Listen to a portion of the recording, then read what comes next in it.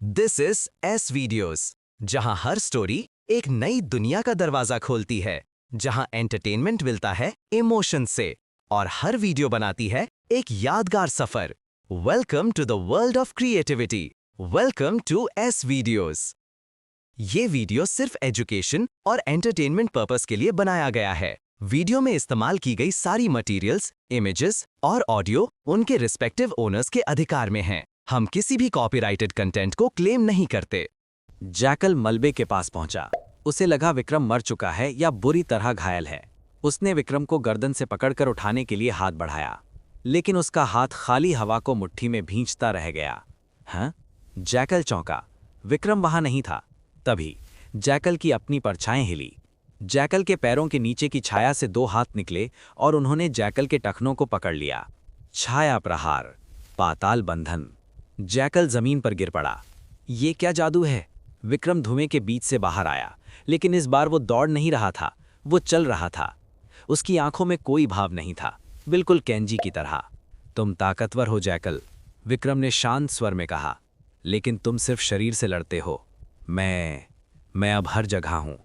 Jackal ने दहाड़ मारकर अपने पैरों को छाया की पकड़ से छुड़ाया। वो गुस्से से पागल हो गया।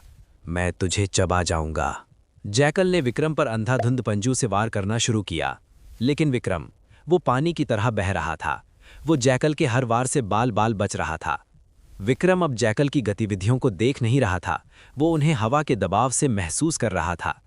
जब जैकल ने अपने दोनों हाथों से एक साथ वार करने की कोशिश की, विक्रम ने अपनी चाल चली। रक्त क्रोध, आंशिक सक्रियता, दायां हाथ। विक्रम ने पूरे शरीर में ऊर्जा बर्बाद नहीं की। उसने अपनी सारी असुर शक्ति सिर्फ अपने दाहिने हाथ में केंद्रित की। उसका दाहिना हाथ लाल चमकने लगा। विक्रम जैकल के वार के नीचे से निकला और एक अपरकट सीधा जैकल के जबड़े पर मारा। कड़क, हड्डी टूटने की आवाज पूरे स्टेडियम में गूंजी। जैकल का 100 किलो का शरीर हवा में 10 फीट ऊपर उछला। इससे पहले कि जैकल नीचे गिरता, विक्रम ने हवा में छलांग लगाई। उसने जैकल को हवा में ही पकड़ लिया और उसे घुमाकर जमीन पर पटका। धड़ाम, जमीन में एक बड़ा गड्ढा बन गया। जैकल अपनी असली यानी इंसानी शक्ल में वापस आ गया। उसका जबड़ा टूटा हुआ था और वो हिल भी नहीं पा रहा था। स्टेडियम में सन्नाटा था। कर्नल रंजीत का वाइन ग्लास हाथ से छूटकर गिर गया। उसने बीस्ट फ्यूजन को हरा दिया। विक्रम जैकल के ऊपर खड़ा था। उसका खंजर जैकल के गले पर था।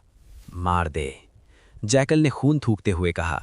अगर तूने मुझे नहीं मारा तो रंजीत मुझे मार देगा। विक्रम ने ऊपर वीआईपी बॉक्स की तरफ देखा, जहां रंजीत बैठा था। विक्रम ने अपना खंजर वापस रखा। मैं जल्लाद नहीं हूं, विक्रम ने कहा। तेरी जिंदगी अब मेरी है। तू जिंदा रहेगा, इस गवाही के लिए कि मैंने तुझे बख्श दिया। विक्रम ने जैकल को वहीं छोड़ दिया और अपनी टीम की तरफ बढ़ा, जिन्होंने बाकी दुश्मनों को हरा दिया था।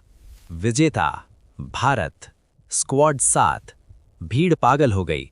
विक्रम के नारे लगने लगे। वो अब सिर्फ एक सैनिक नहीं, एक ग्लोबल स्टार बन चुका था। लेकिन जैसे ही विक्रम बाहर निकल रहा था, उसे एक अजीब सा एहसास हुआ। उसकी जेब में रखा वो नीला क्यूब, जो उसने मंदिर से चुराया था और जिसे उसने रंजीत को नहीं दिया था। याद रहे, उसने रंजीत को नकली या टूटा हुआ दिया था। गर्म हो रहा था। विक्रम के दिमाग में एक आवाज गूंजी। ये क्यूब की आवाज थी। सिस्टम, मेजबान की क्षमता पर्याप्त है। डेटा डिक्रिप्शन शुरू। चेतावनी, पृथ्वी खतरे में है। शून्य सम्राट जाग रहा है। विक्रम के कदम रुक गए। शून्य सम्राट? तभी एरिना के आसमान में काले बादल घिरने लगे। दिन में ही रात हो गई। समुद्र के पानी में भारी हलचल शुरू हो गई। कुछ बहुत बड़ा और बहुत बुरा होने वाला था, और ये कोई टूर्नामेंट का हिस्सा नहीं था। प्रशांत महासागर के ऊपर बना ओशन अरीना अब तालियों की गड़गड़ाहट से नहीं, बल्कि सायरन की चीख से गूंज रहा था। काले बादल आसमान में एक भंवर यानी वॉर्टेक्स की तरह घूम रहे थे। ये तूफान नहीं था। बादलों के बीच में एक बैंगनी रंग की दरार पड़ गई थी, जैसे किसी ने आकाश के सीने को चाकू से चीर दिया हो। चेतावनी, अज्ञात ऊर्जा का पता चला है, एरिना का एआई सिस्टम चिल्लाया। स्तर विनाशकारी, कैटास्ट्रॉफिक। विक्रम ने अपनी जेब में रखे नीले क्यूब को कसकर पकड़ लिया। क्यूब अब इतना गर्म हो चुका था कि वो उसकी त्वचा को जला रहा था। शून्य सम्राट, क्या ये उनका हमला है? अचानक उस आसमानी दरार से उल्कापिंडों की तरह काली गेंदें घिरने लगीं, हजारों की संख्या में। धड़ाम धड़ाम धड़ाम। ये आग के गोले नहीं थे, जैसे ही ये अरीना और समुद्र में गिरे, वे खुल गए। इनके अंदर से अजीबोगरीब जीव निकले। ये पृथ्वी के म्यूटेंट नहीं थे। इनका शरीर अंधेरे और धुएं से बना था और उनकी हड्डियां बाहर की तरफ थीं। इन्हें शून्य जीव कहा जाता था। एक शून्य जीव दर्शक दीर्घा में गिरा और लोगों को चीरने लगा। भगदड़ मच गई। वीआईपी बॉक्स में कर्नल रंजीत का चेहरा सफ़ेद पड़ गया। सुरक्षा प्रोटोकॉल ओमेगा। रंजीत अपने वॉकी टॉकी पर चिल्लाया, मेरा एस्केप पॉड तैयार करो, तुरंत। लेकिन सर, दर्शकों और सैनिकों का क्या? उनके सहायक ने पूछा। भाड़ में जाएं सब, मैं जिंदा निकलना चाहता हूं। रंजीत ने उसे धक्का दिया। नीचे मैदान में विक्रम की टीम और बाकी देशों की टीमें अभी भी खड़ी थीं। ये क्या बला है? जैकल, जो घायल पड़ा था, उन जीवों को देखकर पूछा। एक शून्य जीव जो एक विशाल मकड़ी जैसा था, जैकल की तरफ लपका। जैकल हिलने की हालत में नहीं था। खचाक! एक तलवार हवा में लहराई और मकड़ी के 2 टुकड़े हो गए। ये केंजी था, जापान। खड़े हो जाओ, केंजी ने जैकल से कहा। आज कोई देश नहीं, कोई झंडा नहीं, आज हम सिर्फ इंसान हैं। विक्रम भी वहां आ गया। उसके साथ भैरव, अंजलि और अमेरिका की टीम अल्फा का लीडर कैप्टन स्टीव भी था। विक्रम, सुना है तुम अच्छे प्लान बनाते हो, कोई आइडिया? विक्रम ने चारों तरफ देखा। एरिना का सुरक्षा कवच टूट रहा था। शून्य जीव हर जगह फैल रहे थे। हमें उस दरार को बंद करना होगा। विक्रम ने ऊपर आसमान की तरफ इशारा किया। लेकिन उससे पहले हमें जिंदा रहना होगा। ओशन अरीना अब युद्ध का मैदान बन चुका था। दुनिया के सबसे बेहतरीन योद्धा, जो कल तक एक दूसरे के दुश्मन थे, आज कंधे से कंधा मिलाकर लड़ रहे थे। भैरव, स्टीव, तुम दोनों भारी गोलीबारी संभालो, विक्रम ने निर्देश दिया। केंजी, तुम और मैं उन उड़ने वाले जीवों को रोकेंगे जो नागरिकों पर हमला कर रहे हैं। समझा? कैप्टन स्टीव ने अपनी एक्सोस्केलेटन सूट की मिसाइलें लॉन्च कीं। Boom boom. भैरव अपनी रोटरी गन और स्टीव अपनी लेजर कैनन के साथ एक दीवार बन गए थे। वे शून्य जीवों की लहर को रोक रहे थे। विक्रम और केंजी भीड़ के बीच दौड़ रहे थे। एक उड़ने वाला शून्य जीव, वॉइड गारगोइल, एक बच्ची को पंजों में दबाकर ले जा रहा था। केंजी ने अपनी तलवार मयान में रखी और घुटनों को मोड़ा। ईआईडो, बिजली की कौंध। वो एक तीर की तरह हवा में उछला।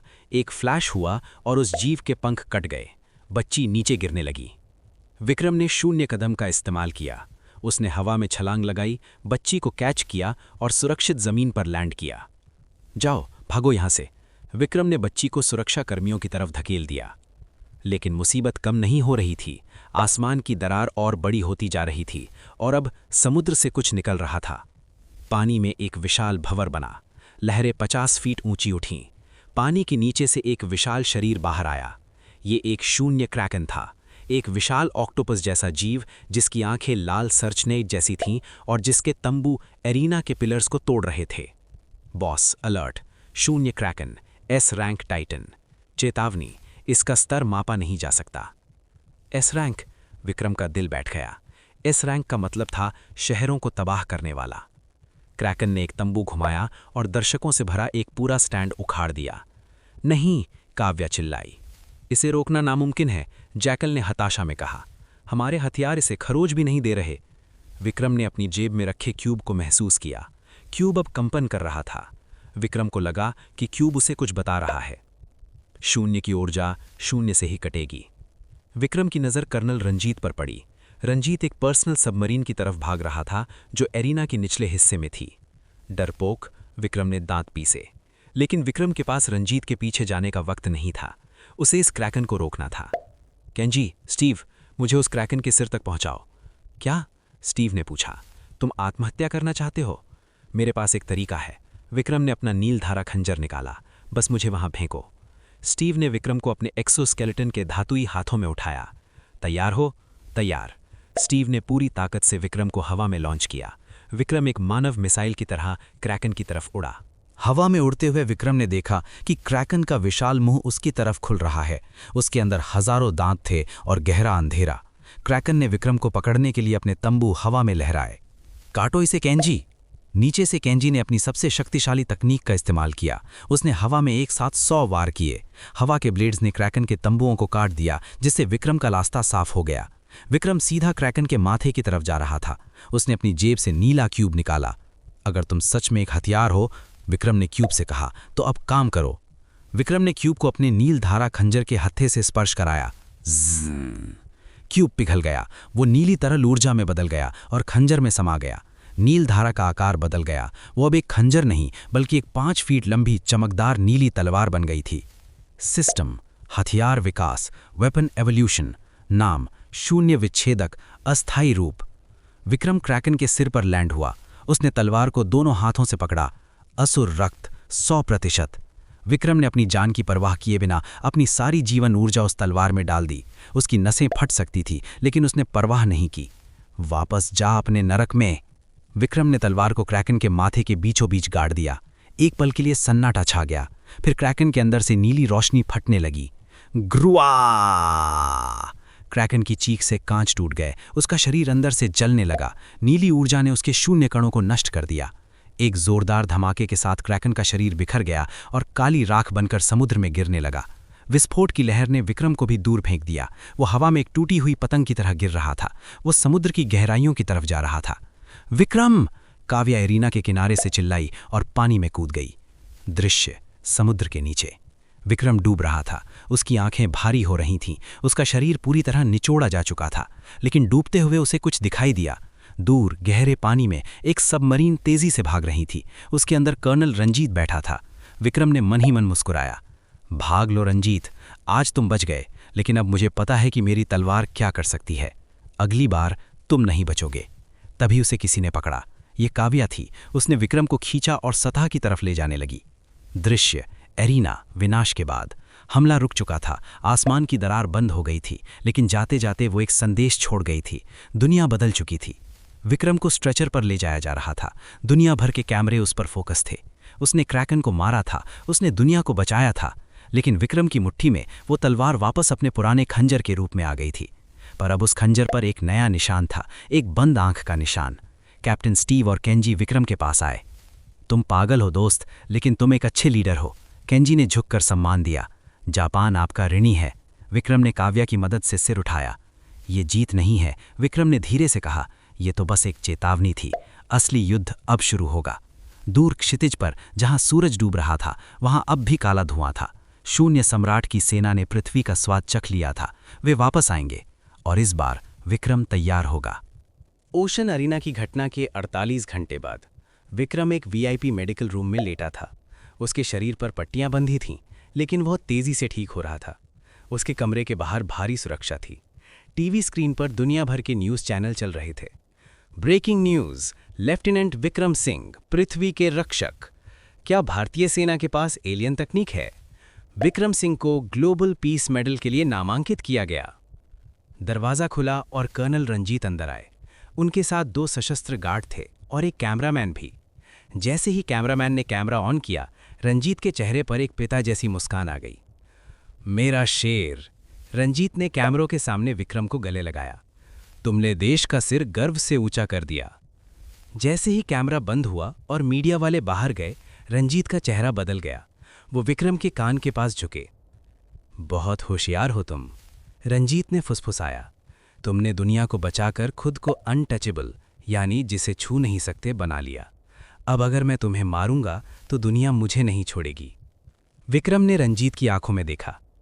सही समझे कर्नल, अब मैं मोहरा नहीं हूं। रंजीत सीधा खड़ा हो गया और अपनी वर्दी ठीक की। शायद मैं तुम्हें मार नहीं सकता, लेकिन मैं तुम्हें कैद जरूर रख सकता हूं। सुरक्षा कारणों से तुम्हें अगले आदेश तक इस कमरे में नज़रबंद रखा जाएगा, और तुम्हारी मां, उनकी सुरक्षा भी बढ़ा दी गई है। रंजीत दरवाजे की तरफ बढ़ा। तुम्हारी टीम को अलग अलग बेस पर भेजा जा रहा है। तुम अकेले हो Vikram, enjoy your fame. Ranjit बाहर निकल गया और दरवाज़ा लॉक हो गया। विक्रम बिस्तर से उठा। उसने खिड़की से बाहर देखा। बाहर ड्रोन पहरा दे रहे थे। तुम्हें लगता है मैं अकेला हूं रंजीत? विक्रम ने अपने दांतों के बीच छिपी एक माइक्रोचिप को दबाया। समीर, क्या तुम ऑनलाइन हो? 1 सेकंड के सन्नाटे के बाद विक्रम के कान में लगे नैनो ईयरपीस से आवाज आई। जी सर, पूरी टीम लाइन पर है। भैरव अपनी गन साफ कर रहा है और अंजलि ने गाड़ी स्टार्ट कर ली है। हम आपके आदेश का इंतजार कर रहे हैं। विक्रम मुस्कुराया। ऑपरेशन मातृ रक्षा आज रात शुरू होगा। रात के 2 बजे थे। मिलिट्री अस्पताल के सर्वर रूम में अचानक आग लग गई। फायर अलार्म बजने लगे। अफरा तफरी मच गई। आग बुझाओ, मरीजों को निकालो। ये समीर का काम था। उसने सिस्टम हैक करके झूठा अलार्म बजाया था। इस शोर शराबे का फायदा उठाते हुए एक काली परछाई वेंटिलेशन शाफ्ट से वीआईपी विंग में उतरी। ये विक्रम था। उसने अपना हॉस्पिटल गाउन उतार दिया था और एक चोरी की हुई गार्ड यूनिफॉर्म पहनी थी। वो गलियारे में दौड़ रहा था। उसका लक्ष्य वार्ड नंबर 404, जहां उसकी मां थी। रास्ते में 2 गार्ड्स ने उसे रोकने की कोशिश की। ए, तुम कौन? इससे पहले कि वे अपनी राइफल उठाते, विक्रम ने 0 कदम का इस्तेमाल किया। वो उनके पीछे प्रकट हुआ और उनकी गर्दन पर एक हल्का सा वार किया। दोनों गार्ड्स बिना आवाज किए ढेर हो गए। विक्रम ने वार्ड 404 का दरवाज़ा खोला। अंदर सुमित्रा देवी, उसकी मां, व्हीलचेयर पर बैठी थीं, घबराई हुई। विक्की? वो उसे देखकर रो पड़ी। मां, सवाल बाद में, विक्रम ने जल्दी से कहा। हमें भागना होगा। उसने अपनी मां को पीठ पर उठाया। वो अभी भी कमज़ोर थीं और खिड़की की तरफ बढ़ा। हम 3री मंजिल पर थे। कसकर पकड़ना मां। विक्रम ने खिड़की का कांच तोड़ा और नीचे छलांग लगा दी। नीचे हवा में एक होवर कार इंतजार कर रही थी। गाड़ी का दरवाज़ा खुला था और काव्या उसे चला रही थी। विक्रम ने हवा में अपने शरीर को मोड़ा और सीधा गाड़ी की पिछली सीट पर लैंड किया। गो गो गो, विक्रम चिल्लाया। काव्या ने एक्सेलरेटर दबाया। कार रॉकेट की तरह आगे बढ़ी। तभी पूरे बेस में असली सायरन बजने लगे। अलर्ट अलर्ट, कैदी भाग रहा है, शूट टू किल, देखते ही गोली मारो। कर्नल रंजीत अपने ऑफिस की बालकनी पर खड़े थे। उन्होंने अपनी निजी एलीट फोर्स को आदेश दिया, उन्हें जाने मत देना। विक्रम को जिंदा या मुर्दा लाओ और बाकी सबको खत्म कर दो। पीछे से 3 काले रंग के हंटर ड्रोन्स और 2 बख्तर अंबद हेलीकॉप्टर विक्रम की कार का पीछा करने लगे। भैरव, जो पिछली सीट पर बैठा था, उसने अपनी रोटरी गन बाहर निकाली। अब हवा खाने का वक्त आ गया। आसमान में एक हाई स्पीड चेस चल रहा था। काव्या शहर की ऊंची इमारतों के बीच से कार को नचा रही थी, जबकि पीछे मिसाइलें फट रही थीं। बूम! एक मिसाइल कार के ठीक बगल में फटी। कार हिल गई। ढाल 40% रह गई है, समीर चिल्लाया। वे हमें घेर रहे हैं। भैरव, उन ड्रोन्स को गिराओ, विक्रम ने आदेश दिया। भैरव ने फायरिंग की। एक ड्रोन धमाके के साथ नीचे सड़क पर गिर गया। एक गया, 2 बाकी हैं। लेकिन हेलीकॉप्टर ज्यादा बड़ी मुसीबत थे। उनमें से एक ने ईएमपी जाल फेंका ताकि कार का इंजन बंद हो जाए। अंजलि? विक्रम ने को पायलट सीट पर बैठी अंजलि को देखा। अंजलि ने सनरूफ खोला और अपनी लंबी स्नाइपर राइफल के साथ खड़ी हो गई। हवा का दबाव बहुत तेज था, लेकिन उसके हाथ स्थिर थे। उसने गहरी सांस ली। उसका लक्ष्य हेलीकॉप्टर का पायलट नहीं, बल्कि रोटर का मुख्य जोड़ था। धाएं! गोली सीधी हेलीकॉप्टर के रोटर ने लगी। हेलीकॉप्टर का संतुलन बिगड़ा और वो गोल गोल घूमते हुए दूसरे हेलीकॉप्टर से टकरा गया। दोनों हेलीकॉप्टर आग के गोले में बदल गए। निशाना बढ़िया था, विक्रम ने तारीफ की। अब हम कहाँ जाएंगे? काव्या ने पूछा। रंजीत ने शहर के सारे गेट बंद करवा दिए होंगे। हम पृथ्वी पर कहीं नहीं छिप सकते। पृथ्वी पर नहीं, विक्रम ने अपनी जेब से एक अजीब सा चाबी नुमा यंत्र निकाला, जो उसने आर्काइव सेक्शन से चुराया था। वहां जाएंगे जहां रंजीत की हुकूमत नहीं चलती। मतलब? आदिम लोक का लाल बंजर क्षेत्र, विक्रम ने कहा। वो एक कानून विहीन इलाका है।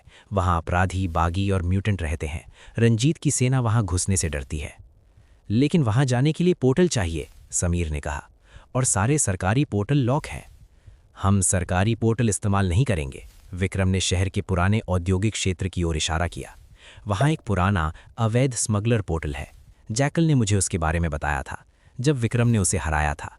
कार तेजी से पुरानी फैक्ट्री की तरफ मुड़ गई। दृश्य: स्मगलर पोर्टल। ये एक टूटी फूटी मशीन थी जो कबाड़ जैसी दिख रही थी। विक्रम ने अपनी टीम के साथ वहां लैंड किया। समीर, इसे चालू करो, जल्दी। समीर ने तारों को जोड़ा। मशीन घर्राने लगी। एक अस्थिर लाल रंग का पोर्टल खुलने लगा। वे आ गए, भैरव चिल्लाया। रंजीत की एलीट फोर्स की गाड़ियां वहां पहुंच चुकी थीं। लेजर बीम्स उनकी तरफ आने लगी। मां को लेकर जाओ, विक्रम ने काव्या से कहा। मैं उन्हें रोकता हूं। नहीं विक्रम, सुमित्रा देवी रो पड़ी। जाओ मां, मैं आ रहा हूं। टीम पोर्टल में कूद गई। विक्रम पोर्टल के मुहाने पर अकेला खड़ा था।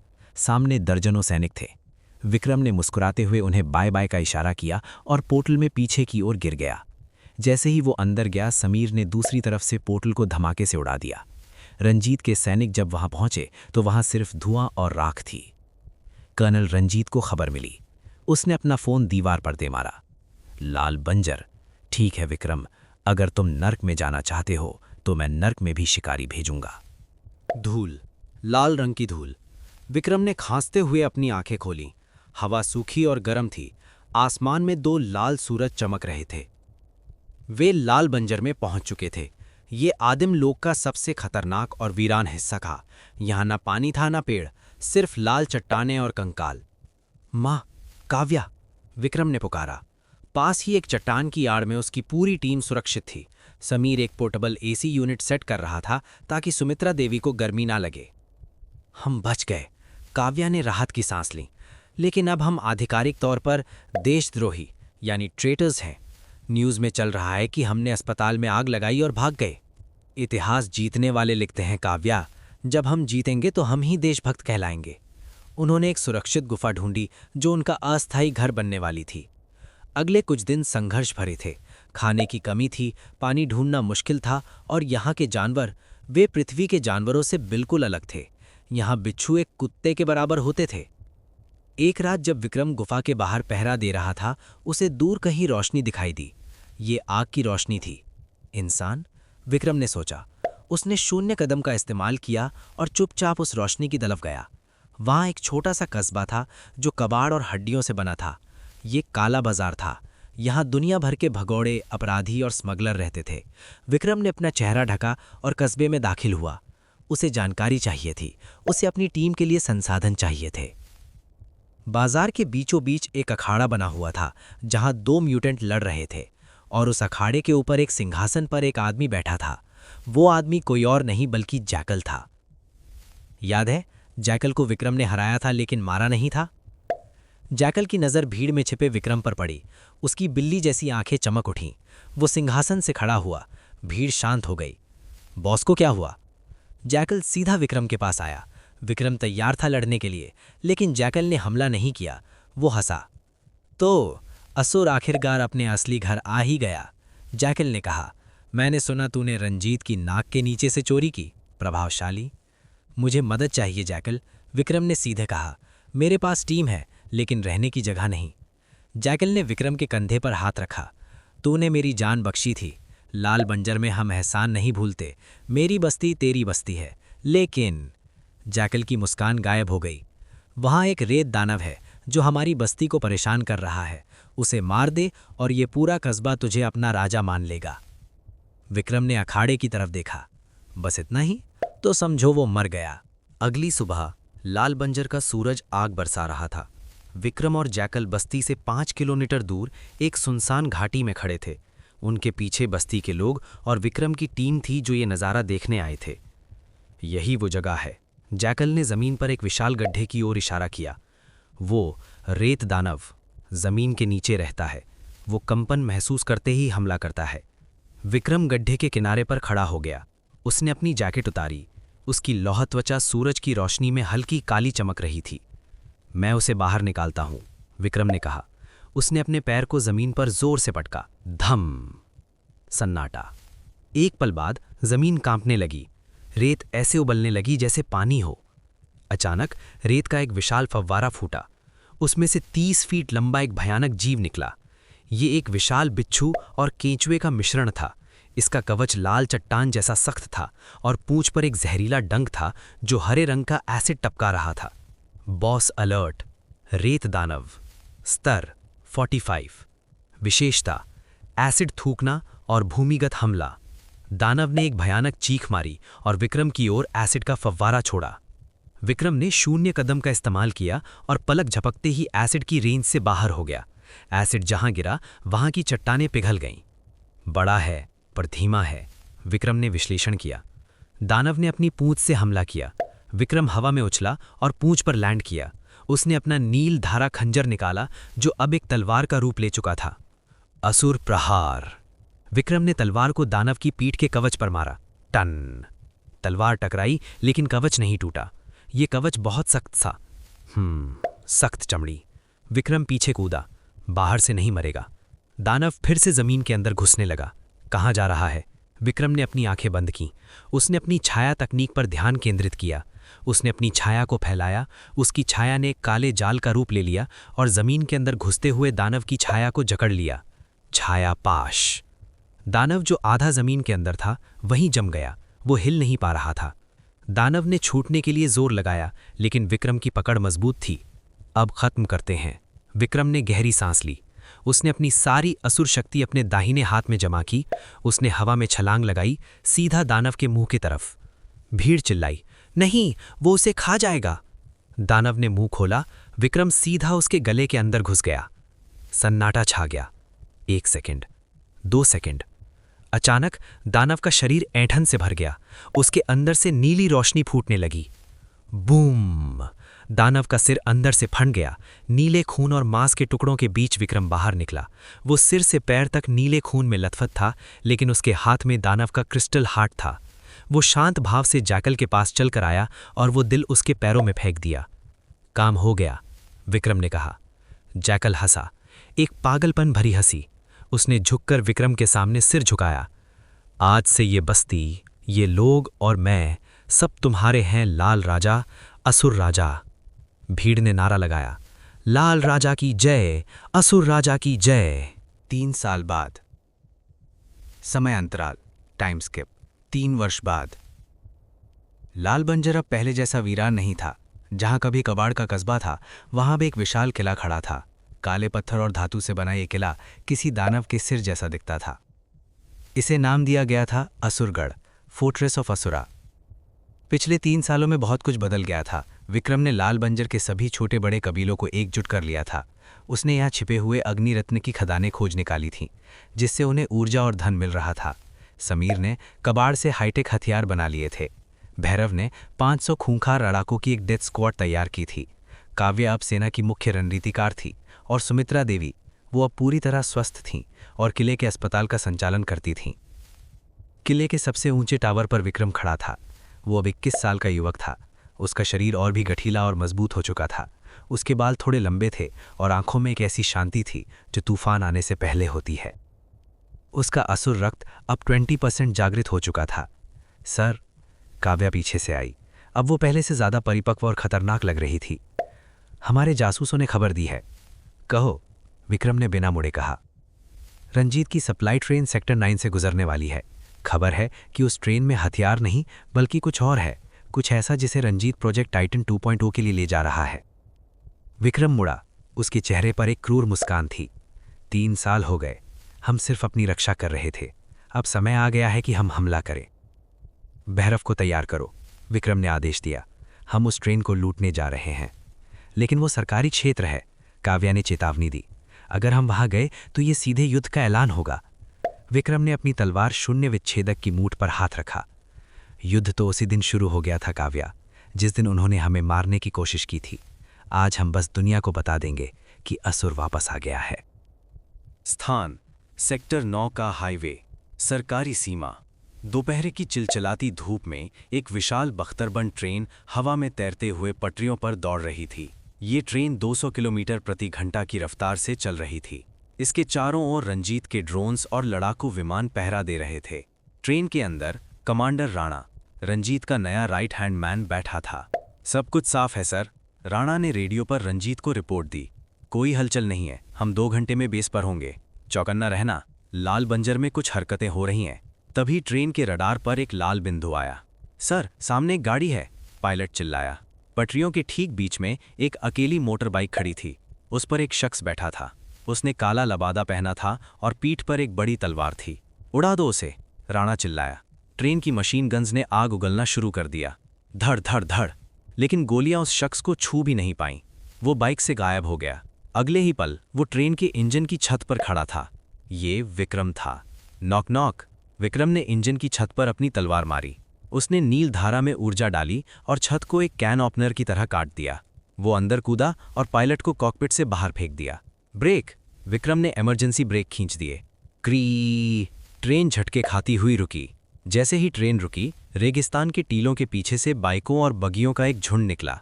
आक्रमण! भैरव अपनी बग्गी के ऊपर खड़ा होकर मशीन गन चला रहा था। ये कौन है? बागी, इतनी भारी तादाद में? विक्रम की असुर सेना ने ट्रेन को घेर लिया। जैकल और उसके लड़ाके खिड़कियां तोड़कर अंदर घुस गए। विक्रम इंजन रूम से बाहर निकला और राणा के सामने खड़ा हो गया। राणा, जो खुद एक योद्धा रैंक का फाइटर था, ने अपनी तलवार निकाली। तुम वो भगोड़े हो, विक्रम सिंह, सही पहचाना। अब बताओ इस ट्रेन में क्या है? राणा हंसा। तुम इसे खोलकर पछताओगे। विक्रम ने राणा को बहस का मौका नहीं दिया। उसने छाया प्रहार का इस्तेमाल किया और 1 सेकंड में राणा के हाथ से तलवार छीनकर उसकी गर्दन पर रख दी। चाबी, अभी। राणा ने डरते हुए काट दिया। विक्रम ने काट लिया और राणा को बेहोश कर दिया। वो ट्रेन के आखिरी डिब्बे की तरफ गया जो सबसे ज्यादा सुरक्षित था। देखते हैं रंजीत क्या छिपा रहा है। विक्रम ने कार्ड स्वाइप किया। भारी दरवाजा फुसफुसाहट के साथ खुला। अंदर का नजारा देखकर विक्रम का खून खौल उठा। डिब्बे के अंदर हथियार नहीं थे, सोना चांदी नहीं था। वहां पिंजरे थे, कांच के कैप्सूल, और उन कैप्सूल में बच्चे थे, 10 से 15 साल के बच्चे। वे बेहोश थे और नली के जरिए उन्हें कोई नीला लिक्विड दिया जा रहा था। ये तो जागृत बच्चे हैं। काव्या पीछे से आई। उसने स्कैनर चेक किया। इन सभी में जीन पोटेंशियल बहुत ज़्यादा है। रंजीत इनका इस्तेमाल नए एक्सपेरिमेंट्स के लिए करने वाला था। विक्रम को अपनी पुरानी यादें ताज़ा हो गईं, कैसे उसे और उसकी टीम को इस्तेमाल किया गया था। रंजीत, विक्रम ने मुट्ठी भींची जिससे वहां की हवा में कंपन हुआ। अब तुम हद पार कर चुके हो। अचानक एक कैप्सूल में हलचल हुई। एक छोटी लड़की जिसकी आंखें पूरी तरह सफ़ेद थीं ने अपनी आंखें खोलीं। उसने कांच के अंदर से विक्रम को देखा। उस लड़की ने अपना हाथ कांच पर रखा। विक्रम के दिमाग में एक आवाज़ गूंजी, बिना बोले, बचाओ भाई। टेलीपैथी। विक्रम चौंका। ये लड़की मानसिक शक्तियों वाली थी। समीर, विक्रम चिल्लाया, सारे कैप्सूल खोलो, हम इन सबको अपने साथ ले जा रहे हैं। लेकिन सर, भैरव आया, हमारे पास इतनी जगह नहीं है और रंजीत की रीइंफोर्समेंट आ रही है। हम जगह बनाएंगे, विक्रम ने दृढ़ता से कहा। हथियार फेंक दो, लेकिन इन बच्चों को कुछ नहीं होना चाहिए। ये हमारी जिम्मेदारी है। विक्रम ने उस छोटी लड़की का कैप्सूल तोड़ा और उसे गोद में उठाया। लड़की ने विक्रम की गर्दन पकड़ ली, जैसे वो अपनी जिंदगी की डोर पकड़ रही हो। तभी आसमान में गड़गड़ाहट हुई। दूर क्षितिज पर रंजीत के बम वर्षक विमान दिखाई दिए। वे अपनी ही ट्रेन को उड़ाने आ रहे हैं। काव्या ने ऊपर देखा, ताकि सबूत मिट जाए। विक्रम ने अपनी तलवार हवा में उठाई। स्क्वाड 7, फॉर्मेशन अल्फा, हम इन बच्चों को घर लेकर जा रहे हैं। जो भी रास्ते में आए उसे राख कर दो। रेगिस्तान में एक महायुद्ध छिड़ने वाला था। एक तरफ रंजीत की आधुनिक सेना और दूसरी तरफ विक्रम की बागी फौज। लेकिन इस बार विक्रम के पास लड़ने की सबसे बड़ी वजह थी भविष्य। रेगिस्तान की तपती दोपहर में मौत का साया मंडरा रहा था। विक्रम की बागी सेना ने सरकारी ट्रेन पर कब्जा कर लिया था, लेकिन अब वे खुद शिकार बन चुके थे। क्षितिज पर 3 काले बिंदु तेजी से बड़े हो रहे थे। ये कर्नल रंजीत के प्रलय श्रेणी डूम क्लास के बम वर्षक विमान थे। सर, रडार पर लॉक हो गया है, समीर चिल्लाया, जो ट्रेन के कंट्रोल पैनल पर काम कर रहा था। वे चेतावनी नहीं दे रहे हैं, वे सीधे कारपेट बॉम्बिंग करने वाले हैं। अगले 60 सेकंड में ये पूरा इलाका आग का समुद्र बन जाएगा। विक्रम ने उस छोटी बच्ची यानी ईशा को काव्या की गोद में दिया। उसकी नज़रें आसमान पर जमी थीं। काव्या, बच्चों को बग्गियों में लोड करो और अलग अलग दिशाओं में फैला दो। अगर हम एक साथ रहे तो वे हमें एक ही बार में खत्म कर देंगे। और तुम? काव्या ने चिंता से पूछा। हवा के शोर में उसकी आवाज़ मुश्किल से सुनाई दे रही थी। मैं उन पक्षियों के पंख काटने जा रहा हूँ। विक्रम ने अपनी तलवार शून्य विच्छेदक को म्यान से निकाला। तलवार ने धूप में एक नीली बैंगनी चमक बिखेरी। विक्रम भैरव की ओर मुड़ा। भैरव अपनी भारी मशीन गन के साथ एक टीले पर खड़ा था। भैरव, मुझे हवा में उछालने के लिए तैयार हो? भैरव हंसा, हालांकि उसके माथे पर पसीना था। बॉस, ये पागलपन है। वो विमान 5000 फीट ऊपर है और उनकी रफ्तार ध्वनि से तेज है। तो फिर जोर से फेंकना, विक्रम ने कहा और पीछे हटने लगा। उसने दौड़ लगाई। उसकी गति इतनी तेज थी कि रेत पर उसके पैरों के निशान भी नहीं बन रहे थे। रक्त क्रोध 40%। विक्रम भैरव की ओर दौड़ा। भैरव ने अपनी ढाल को एक रैंप की तरह इस्तेमाल किया और अपनी पूरी दैवीय ताकत लगाकर विक्रम को ऊपर की ओर झटका दिया। बूम! भैरव के पैरों की नीचे की जमीन धंस गई। विक्रम एक मानव मिसाइल की तरह आसमान में लॉन्च हुआ। हवा का दबाव उसके चेहरे की खाल को पीछे खींच रहा था, लेकिन वो अभी भी विमानों से बहुत नीचे था। गुरुत्वाकर्षण उसे वापस नीचे खींचने की कोशिश कर रहा था।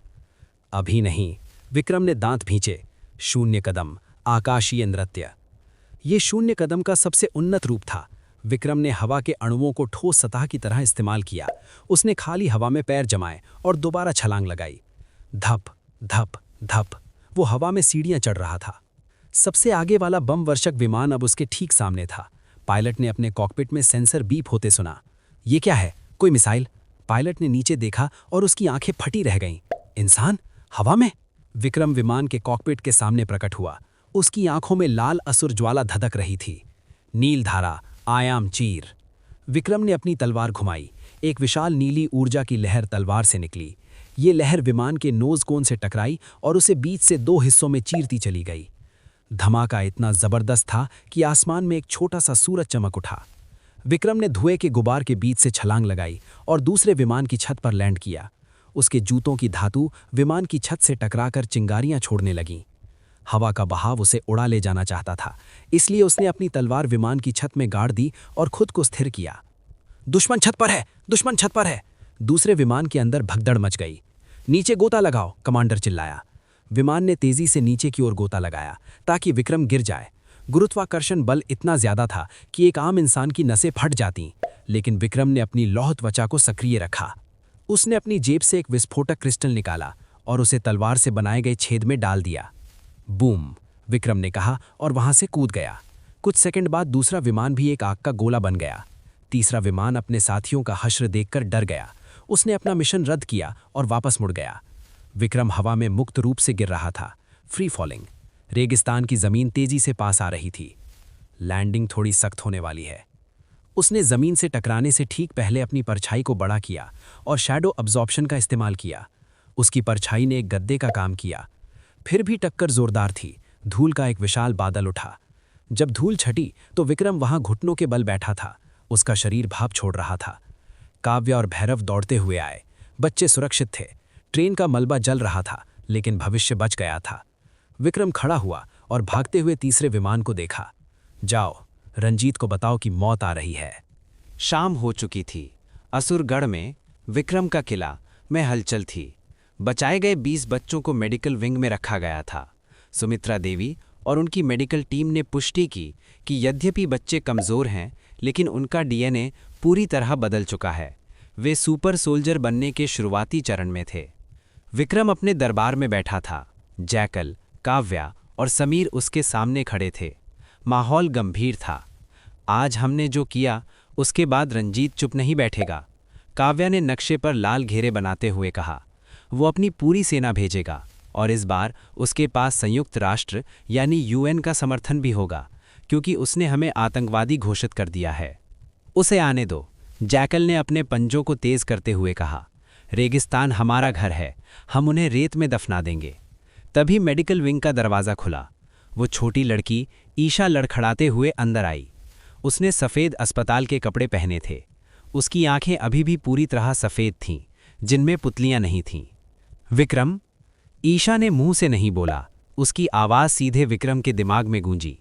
विक्रम तुरंत सिंहासन से उतरा और उसके पास गया। तुम्हें आराम करना चाहिए ईशा।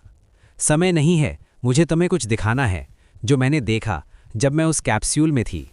जैसे ही ईशा ने विक्रम को स्पर्श किया, विक्रम की दुनिया बदल गई। वो अब किले में नहीं था, वो एक मानसिक प्रक्षेपण में था। उसे कर्नल रंजीत का ऑफिस दिखाई दिया, लेकिन रंजीत अकेला नहीं था। रंजीत के सामने एक विशाल होलोग्राम था। उस होलोग्राम में एक आकृति थी जो धुएं और अंधेरे से बनी थी। उसका चेहरा नहीं था, केवल 2 बैंगनी आंखें थीं। ये शून्य सम्राट का दूत था। रंजीत बोल रहा था, सौदा तय रहा। मैं तुम्हें पृथ्वी के सबसे शक्तिशाली जागृत बच्चों की एक खेप दूंगा। बदले में तुम मुझे आदिम लोक के अनंत ऊर्जा स्रोत का नक्शा दोगे। दूत की आवाज़ गूंजी। और वो लड़का विक्रम सिंह, वह हमारी योजनाओं में बाधा है। उसके पास स्वर्ण कमल है। रंजीत हंसा। चिंता मत करो, मैंने प्रोजेक्ट टाइटन का असली रूप सक्रिय कर दिया है। मशीन गॉड तैयार है। विक्रम लाल बंजर से जिंदा बाहर नहीं आएगा। दृश्य बदला। विक्रम ने देखा कि पृथ्वी जल रही है। इंसान गुलाम बन चुके हैं और रंजीत एक सिंहासन पर बैठा है जो इंसानों की हड्डियों से बना है। झटके के साथ विक्रम वापस वास्तविकता में लौट आया। वो पसीने से लथपथ था। ईशा बेहोश होकर उसकी बाहों में गिर पड़ी। पूरा दरबार सन्न था। विक्रम के चेहरे पर जो भाव थे, उन्होंने सबको डरा दिया। सर, समीर ने धीरे से पूछा। विक्रम ने ईशा को सुमित्रा देवी की गोद में दिया और खड़ा हुआ। उसकी आंखों में अब केवल युद्ध नहीं बल्कि प्रलय दिखाई दे रही थी। रंजीत सिर्फ भ्रष्ट नहीं है, विक्रम ने अपनी तलवार उठाई। वो पूरी मानव जाति का सौदा कर रहा है। वो हमें एलियंस को बेच रहा है। विक्रम ने काव्या की ओर देखा। काव्या, रेड अलर्ट जारी करो। लाल बंजर के हर कबीले, हर डाकू, हर म्यूटेंट को संदेश भेजो। कहो कि लाल राजा ने उन्हें बुलाया है। हम रंजीत के हमले का इंतजार नहीं करेंगे। वो मशीन गॉड ला रहा है। ठीक है, हम उसे दिखाएंगे कि जब एक भगवान और एक असुर टकराते हैं तो क्या होता है। 2 दिन बाद लाल बंजर की सीमा पर धूल का एक तूफान उठा था, लेकिन ये प्राकृतिक तूफान नहीं था। ये सेना के कदमों से उड़ रही धूल थी। क्षितिज पर रंजीत की सेना दिखाई दी। हजारों टैंक, बख्तरबंद गाड़ियां और आसमान में ड्रोन्स का झुंड, और उनके बीच में वो था machine god, the mecha god. ये 200 फीट ऊंचा एक विशाल रोबोट था। इसका निर्माण आदिम लोक की धातु और एलियन तकनीक को मिलाकर किया गया था। इसके एक हाथ में लेजर तोप थी और दूसरे हाथ में एक विशाल प्लाज्मा तलवार। ये चलते फिरते पहाड़ जैसा था। किले की दीवार पर खड़ा भैरव ये देखकर सिहर गया। यार, हम इससे कैसे लड़ेंगे? हमारी गोलियां तो इसे गुदगुदी भी नहीं करेंगी। विक्रम किले की सबसे ऊंची मीनार पर खड़ा था। उसने लाल रंग का कवच पहना था, जो उसने रेत दानव की खाल से बनवाया था। डर का कोई स्थान नहीं है। विक्रम ने माइक पर अपनी सेना को संबोधित किया।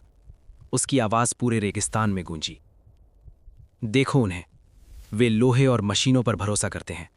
वे सोचते हैं कि तकनीक उन्हें बचा लेगी, लेकिन वे भूल गए हैं कि मशीनें तेल से चलती हैं और हम खून और पसीने से चलते हैं। बागी सेना ने हुंकार भरी। जैकल के म्यूटेंट लड़ाके, विक्रम के प्रशिक्षित सैनिक और रेगिस्तान के कबीले सब एक साथ थे। हमला। रंजीत की सेना से आदेश आया। मशीन गॉड ने अपनी लेजर तोप से फायर किया। जूम। नीली ऊर्जा की एक बीम किले की तरफ आई। समीर, ढाल सक्रिय करो, विक्रम चिल्लाया। किले के चारों ओर एक पारदर्शी ऊर्जा गुंबद बन गया। लेजर बीम उससे टकराई और आसमान में बिखर गई, लेकिन ढाल कांप उठी। जनरेटर 80% पर है, समीर ने चेतावनी दी। हम ज्यादा देर तक ऐसे वार नहीं झेल सकते। गेट खोलो, विक्रम ने आदेश दिया। क्या? काव्या चौंक गई। गेट खोलो, विक्रम ने दोहराया। हम छिपकर नहीं जीत सकते। असुर सेना, आक्रमण। किले के विशाल गेट खुले। मोटरसाइकिलों और बग्गियों का सैलाब बाहर निकला। जैकल और उसके म्यूटेंट सबसे आगे थे। वे दुश्मन के टैंकों के नीचे घुसकर बम लगा रहे थे। विक्रम ने किले की दीवार से छलांग लगाई।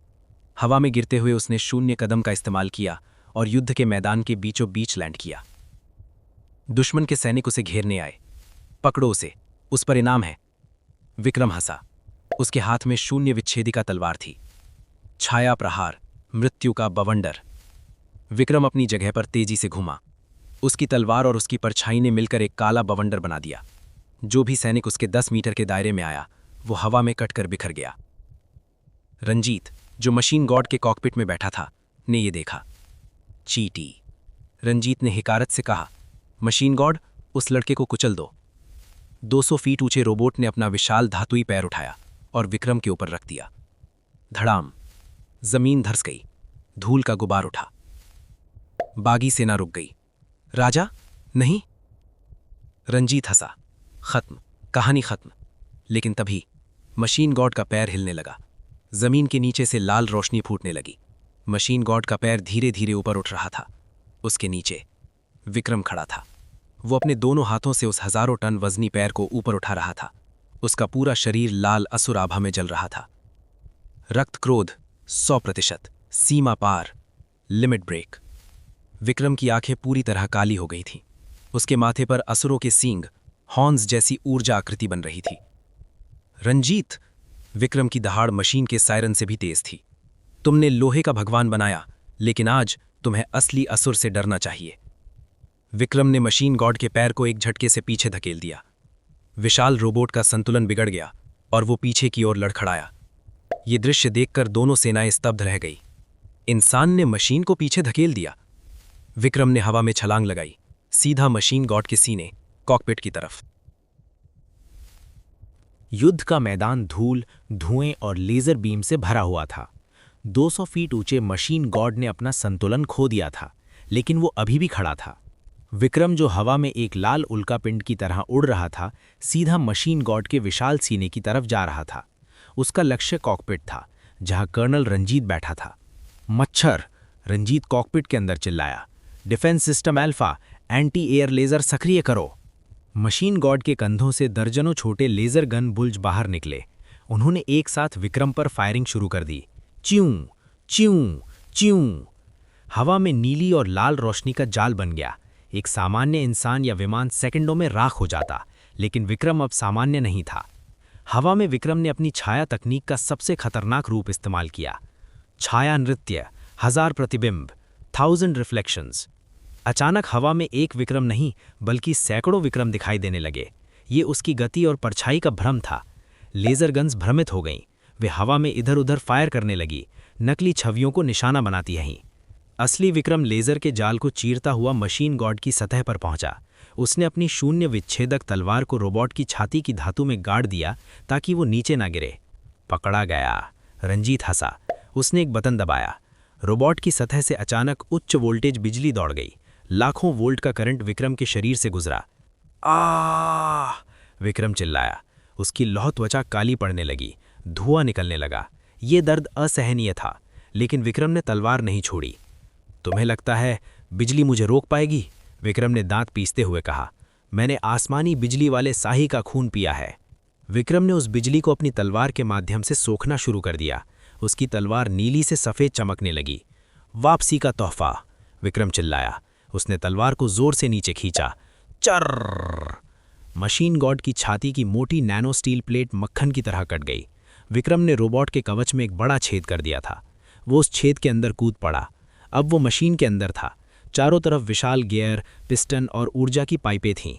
गर्मी बहुत ज़्यादा थी। विक्रम ने दौड़ना शुरू किया। उसे मुख्य कंट्रोल रूम तक पहुंचना था। अंदर के सुरक्षा ड्रोन्स उसका रास्ता रोकने आए। विक्रम ने रुकने की जहमत नहीं उठाई। वो बस भागता रहा और अपनी तलवार घुमाता रहा। खचाक खचाक, ड्रोन के टुकड़े उसके पीछे गिरते रहे। आखिरकार वो एक भारी दरवाजे के सामने पहुंचा। उस पर लिखा था मुख्य नियंत्रण कक्ष, मेन कंट्रोल रूम। विक्रम ने दरवाज़ा तोड़ने के लिए तलवार उठाई, लेकिन दरवाज़ा अपने आप खुल गया। अंदर कर्नल रंजीत अपनी कुर्सी पर बैठा था, लेकिन वो रंजीत नहीं लग रहा था जो विक्रम जानता था। उसने अपने शरीर को मशीन से जोड़ रखा था। उसके सिर और रीढ़ की हड्डी से तार निकलकर मशीन गॉड के कंप्यूटर से जुड़े थे। उसकी आंखें मशीनी लाल रंग में चमक रही थीं। स्वागत है विक्रम। रंजीत की आवाज़ अब इंसानी नहीं बल्कि यांत्रिक थी। तुमने बहुत मेहनत की यहाँ तक आने में, लेकिन अब तुम मेरे दिमाग के अंदर हो। रंजीत ने अपना हाथ उठाया। कमरे की दीवारों से यांत्रिक भुजाएं निकली और विक्रम को जकड़ लिया। विक्रम ने संघर्ष किया, लेकिन ये भुजाएं बहुत मजबूत थीं। तुम नहीं समझे विक्रम। रंजीत खड़ा हुआ। उसके शरीर में एलियन जीरो ऊर्जा पंप हो रही थी। मैं सिर्फ पायलट नहीं हूँ, मैं मशीन हूँ, मैं भविष्य हूँ। रंजीत ने एक लंबी प्लाज्मा ब्लेड निकाली। अब तुम्हारा स्वर्ण कमल मुझे दे दो। कंट्रोल रूम में तनाव चरम पर था। विक्रम को यांत्रिक भुजाओं ने हवा में जकड़ रखा था और रंजीत अपनी प्लाज्मा ब्लेड लेकर धीरे धीरे उसकी तरफ बढ़ रहा था। तुम्हारी गलती ये थी विक्रम, रंजीत ने कहा, कि तुमने सोचा तुम नायक हो, लेकिन इस ब्रह्मांड में नायक नहीं, केवल उत्तरजीवी होते हैं। रंजीत ने ब्लेड विक्रम की छाती की ओर बढ़ाया। विक्रम, जो अब तक शांत था, अचानक हंसा। तुम सही कह रहे हो रंजीत, मैं नायक नहीं हूं। विक्रम की आंखों में असुर ज्वाला भड़क उठी। मैं प्रलय हूं। शून्य कदम, आंतरिक विस्फोट। विक्रम ने अपने शरीर के अंदर असुर शक्ति को संकुचित किया और फिर एक झटके में बाहर छोड़ दिया। एक लाल ऊर्जा की लहर उसके शरीर से निकली। बूम! उसे जकड़ने वाली यांत्रिक भुजाएं टूटकर बिखर गईं। रंजीत भी इस झटके से पीछे उड़ गया और कंसोल से टकराया। विक्रम जमीन पर गिरा और तुरंत खड़ा हो गया। उसने अपनी शून्य विच्छेदक तलवार उठाई। तो चलो देखते हैं, विक्रम ने कहा, मशीन जीतती है या खून। दोनों एक दूसरे पर झपटे। प्लाज्मा ब्लेड और शून्य तलवार टकराईं। झन! पूरा कॉकपिट हिल गया। बाहर रेगिस्तान में मशीन गॉड का विशाल शरीर डगमगाने लगा, जिससे नीचे लड़ रही सेनाएं घबरा गईं। रंजीत अब इंसान नहीं था, वो एक साइबॉर्ग बन चुका था। उसकी गति और ताकत विक्रम के बराबर थी। वो दीवारों पर दौड़ रहा था, लेजर फायर कर रहा था और अपनी ब्लेड से घातक हमले कर रहा था। विक्रम को कई जगह चोटें आईं। उसका कवच टूट गया था, लेकिन विक्रम का एक फायदा था, उसकी अनुकूलन क्षमता। जितनी देर लड़ाई चल रही थी, विक्रम का स्वर्ण कमल रंजीत के हमलों के पैटर्न को पढ़ रहा था। सिस्टम विश्लेषण, शत्रु की कमजोरी का पता चला। कमजोरी, रीढ़ की हड्डी में लगा न्यूरल लिंक। समझ गया, विक्रम ने सोचा। रंजीत ने एक जोरदार हमला किया। विक्रम ने उसे रोकने के बजाय उसे होने दिया। प्लाज्मा ब्लेड विक्रम के बाएं कंधे में घुस गई। आह! विक्रम ने दर्द सहा। तो मैंने कहा था ना, रंजीत मुस्कुराया, तुम हार गए। नहीं, मैंने तुझे पकड़ लिया। विक्रम ने अपने दाहिने हाथ में नील धारा को उल्टा पकड़ा। असुर प्रहार, आत्मा विच्छेद। विक्रम ने रंजीत के गले के पीछे, जहां तार जुड़े थे, अपनी तलवार घोंप दी। चटाक! तलवार रंजीत के न्यूरल लिंक को तोड़ती हुई मशीन के मुख्य कोर में घुस गई। बिजली कड़की। रंजीत की आंखें फैल गईं। नहीं, ये असंभव है। रंजीत का शरीर कांपने लगा। मशीन गॉड का सिस्टम क्रैश होने लगा। चेतावनी, कोर अस्थिर, आत्मविनाश 30 सेकंड में। हम दोनों मरेंगे, रंजीत चिल्लाया। विक्रम ने रंजीत को धक्का दिया और अपनी तलवार निकाली। सिर्फ तुम मरोगे। विक्रम ने कॉकपिट का मुख्य कांच तोड़ने के लिए अपनी पूरी ताकत लगा दी। धड़ाम, धड़ाम। तीसरे वार में कांच टूट गया। रेगिस्तान की गर्म हवा अंदर आई। नीचे हजारों फीट की गहराई थी। अलविदा कर्नल। विक्रम ने पीछे मुड़कर देखा। रंजीत अपनी कुर्सी से बंधा हुआ चिल्ला रहा था। विक्रम ने छलांग लगा दी। जैसे ही वो हवा में कूदा, पीछे मशीन गॉड के अंदर एक विशाल विस्फोट हुआ। आसमान में एक दूसरा सूरज चमक उठा। मशीन गॉड का विस्फोट इतना विशाल था कि उसकी चमक मीलों दूर तक दिखाई दी। धातु के जलते हुए टुकड़े उल्का पिंडों की तरह रेगिस्तान में बरस रहे थे। बागी सेना और सरकारी सेना दोनों ने लड़ना बंद कर दिया था। वे सब ऊपर देख रहे थे। क्या वो बच गया? काव्या ने दूरबीन से धुएं के गुबार को देखा। उसका दिल हलक में था। धुएं के बीच से एक काली आकृति नीचे गिर रही थी, लेकिन गिरने से ठीक पहले उस आकृति ने अपनी परछाई को फैलाया और एक ग्लाइडर का रूप दे दिया। विक्रम जमीन पर लैंड हुआ। वो घुटनों के बल गिरा। उसका शरीर खून से लथपथ था, कंधा जला हुआ था और कपड़े जल चुके थे, लेकिन उसके हाथ में उसकी तलवार अभी भी चमक रही थी। सन्नाटा। पूरा युद्ध क्षेत्र शांत था। सरकारी सेना के कमांडर राणा, जो होश में आ गया था, ने यह देखा। उसका सबसे बड़ा हथियार मशीन गॉड नष्ट हो चुका था। रंजीत मर चुका था। राणा ने अपनी बंदूक नीचे डाल दी। उसने अपने घुटने टेक दिए।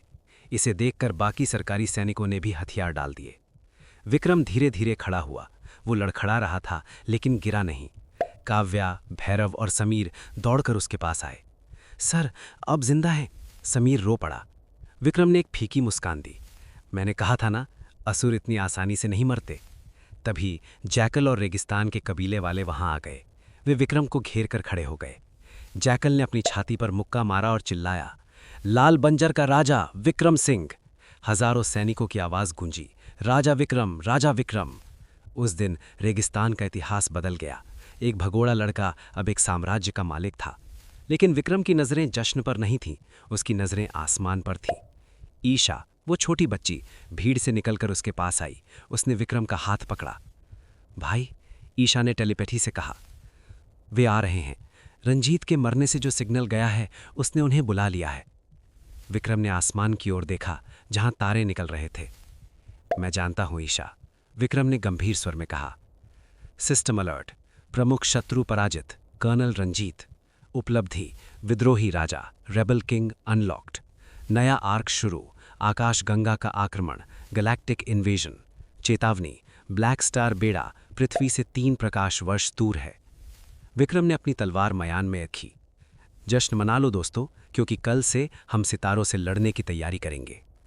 रंजीत के पतन के 24 घंटे बाद लाल बंजर का किला अब केवल बागियों का अड्डा नहीं था, बल्कि दुनिया का सबसे शक्तिशाली केंद्र बन चुका था। सरकारी सेना ने आत्मसमर्पण कर दिया था और दुनिया भर की सरकारें भयभीत थीं। विक्रम असुरगढ़ के कम्युनिकेशन रूम में खड़ा था। उसके सामने एक विशाल स्क्रीन थी, जिस पर दुनिया के 5 सबसे शक्तिशाली नेताओं, वर्ल्ड काउंसिल के होलोग्राम चमक रहे थे।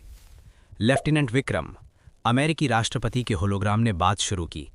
उनकी आवाज़ में कूटनीतिक नरमी थी। आपने कर्नल रंजीत जैसे तानाशाह को हराकर दुनिया पर बहुत बड़ा उपकार किया है।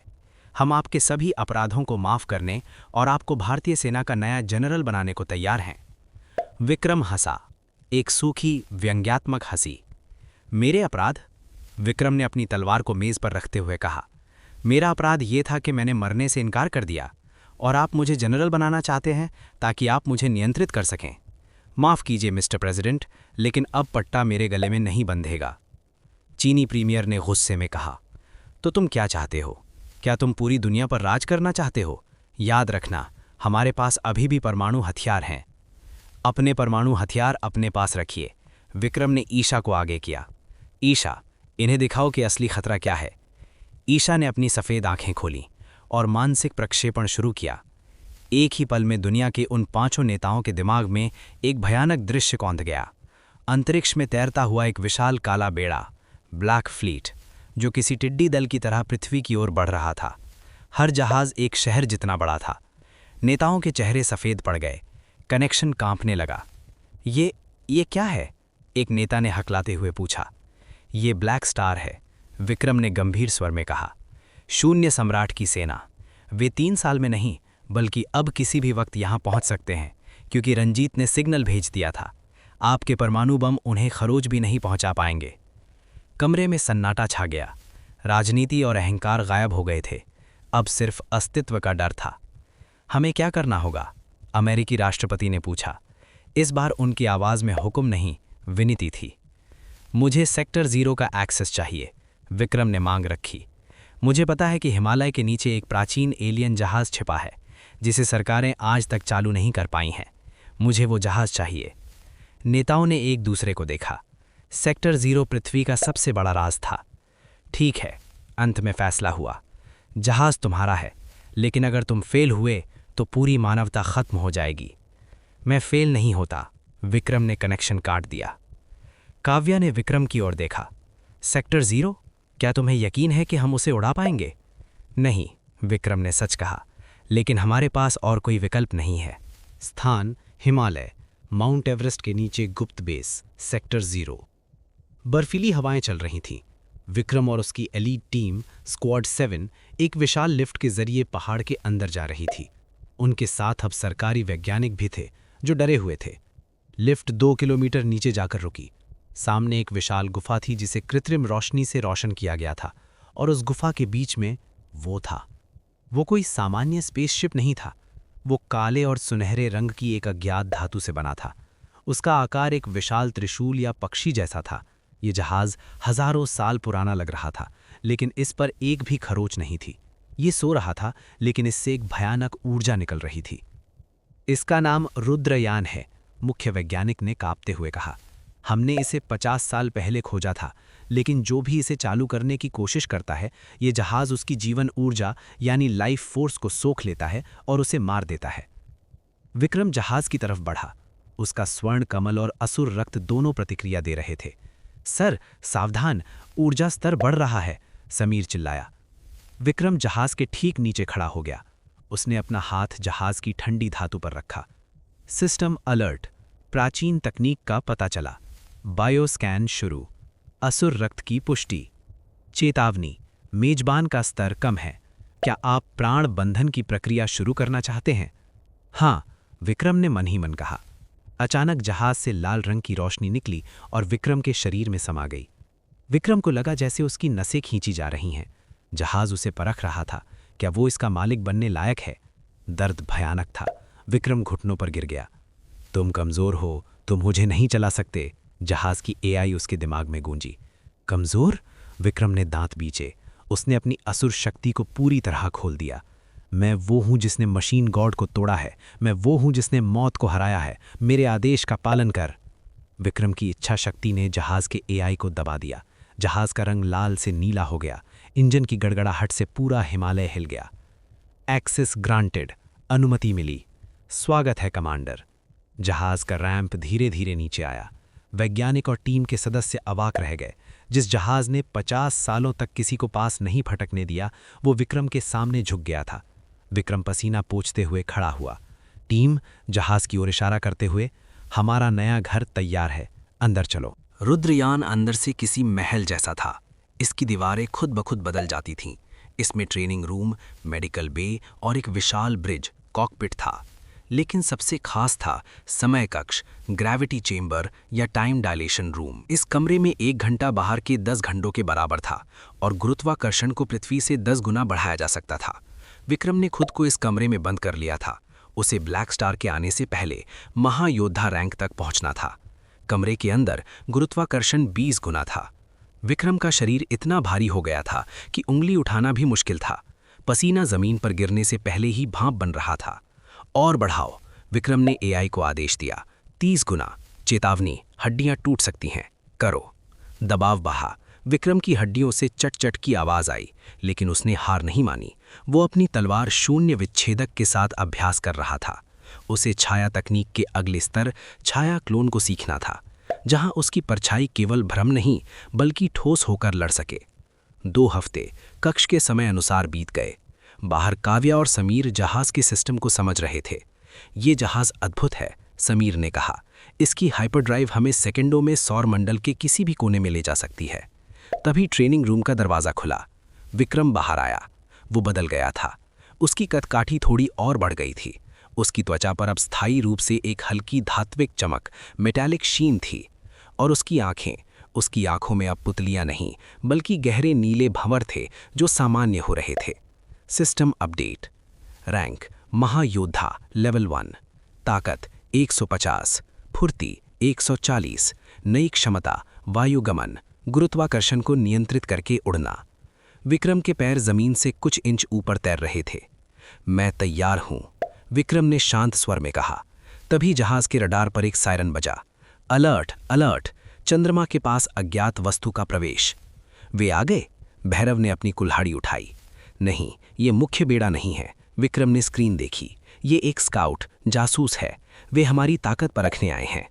विक्रम ने अपनी टीम को देखा। सीट बेल्ट बांध लो, हम चांद पर जा रहे हैं। स्थान चंद्रमा की सतह। रुद्रयान ने चंद्रमा के अंधेरे हिस्से यानी डार्क साइड पर लैंडिंग की। वहां धूल का गुबार नहीं उठा क्योंकि जहाज के एंटी ग्रेविटी इंजन एकदम खामोश थे। विक्रम, भैरव और काव्या एयरलॉक से बाहर निकले। उन्होंने विशेष नैनो स्पेस सूट पहने थे जो रुद्रयान ने उनके लिए बनाए थे। ये सूट हल्के थे लेकिन अंतरिक्ष के वैक्यूम और रेडिएशन से बचाते थे। सामने एक क्रेटर यानी गड्ढे के बीच में एक अजीब सा एलियन जहाज खड़ा था। ये किसी कीड़े जैसा दिखता था और बैंगनी रंग की पल्स छोड़ रहा था। उस जहाज के बाहर एक प्राणी खड़ा था। वो 8 फीट लंबा था, उसके 4 हाथ थे और उसने बायो आर्मर पहना था। उसका चेहरा नहीं था, केवल एक चमकती हुई लाल आंख थी। ये शून्य जनरल जोरस था, वॉइड जनरल जोरस। पृथ्वी के कीड़े, तुमने हमारा सिग्नल पकड़ा, बहादुर हो लेकिन बेवकूफ़। बातें कम काम ज्यादा। विक्रम ने अपनी तलवार निकाली।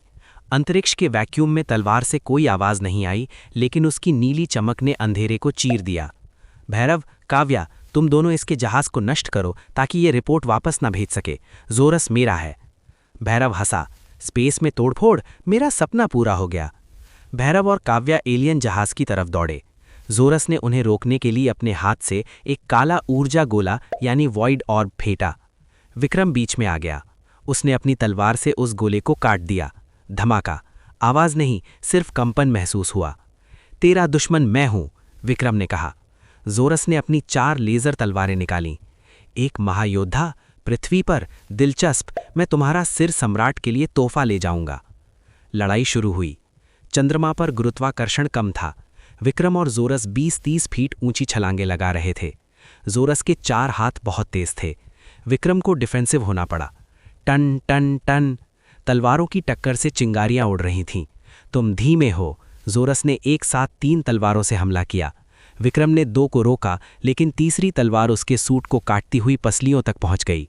विक्रम पीछे उड़ा और एक चट्टान से टकराया। सूट से हवा लीक होने लगी। चेतावनी, सूट क्षतिग्रस्त, ऑक्सीजन स्तर गिर रहा है। बस इतना ही, जोरस ने हंसते हुए छलांग लगाई, आखिरी बार करने के लिए। विक्रम ने अपनी आंखें खोलीं। चांद पर परछाइयां बहुत लंबी होती हैं। सूर्य की रोशनी के कारण विक्रम की परछाई जमीन पर लंबी खिंची हुई थी। छाया तकनीक, क्लोन उदय। अचानक विक्रम की परछाई जमीन से उठी और एक ठोस काले विक्रम में बदल गई। जब तक जोरस समझ पाता, छाया क्लोन ने जोरस के 2 हाथ पकड़ लिए। असली विक्रम ने मौके का फायदा उठाया। उसने अपनी उड़ान क्षमता का इस्तेमाल किया और एक रॉकेट की तरह जोरस की छाती की तरफ उड़ा। शून्य विच्छेदक, उल्का प्रहार। विक्रम की तलवार जोरस के बायो आर्मर को चीरती हुई उसके कोर में घुस गई। जोरस का शरीर ऐंठ गया। ये शक्ति, असुर। विक्रम ने उसे लात मारकर दूर फेंका। संदेश मिल गया। उधर भैरव ने एलियन जहाज के इंजन में ग्रेनेड डाल दिया था। जहाज एक मूक विस्फोट के साथ फट गया। जोरस अंतरिक्ष में तैरने लगा, मरता हुआ। तुम जीत गए, लेकिन बेड़ा आ रहा है। और उसकी लाल आंख बुझ गई। विक्रम ने अपनी छाती पर हाथ रखा जहां सूट फट गया था। उसकी लौह त्वचा ने वैक्यूम को रोक रखा था। समीर, हमें ऊपर खींचो, काम हो गया। वे जीत गए थे, लेकिन विक्रम जानता था कि ये सिर्फ एक जासूस था। असली युद्ध में ऐसे लाखों जोरस होंगे। चंद्रमा पर हुई लड़ाई के बाद रुद्रयान वापस पृथ्वी की कक्षा में चक्कर लगा रहा था।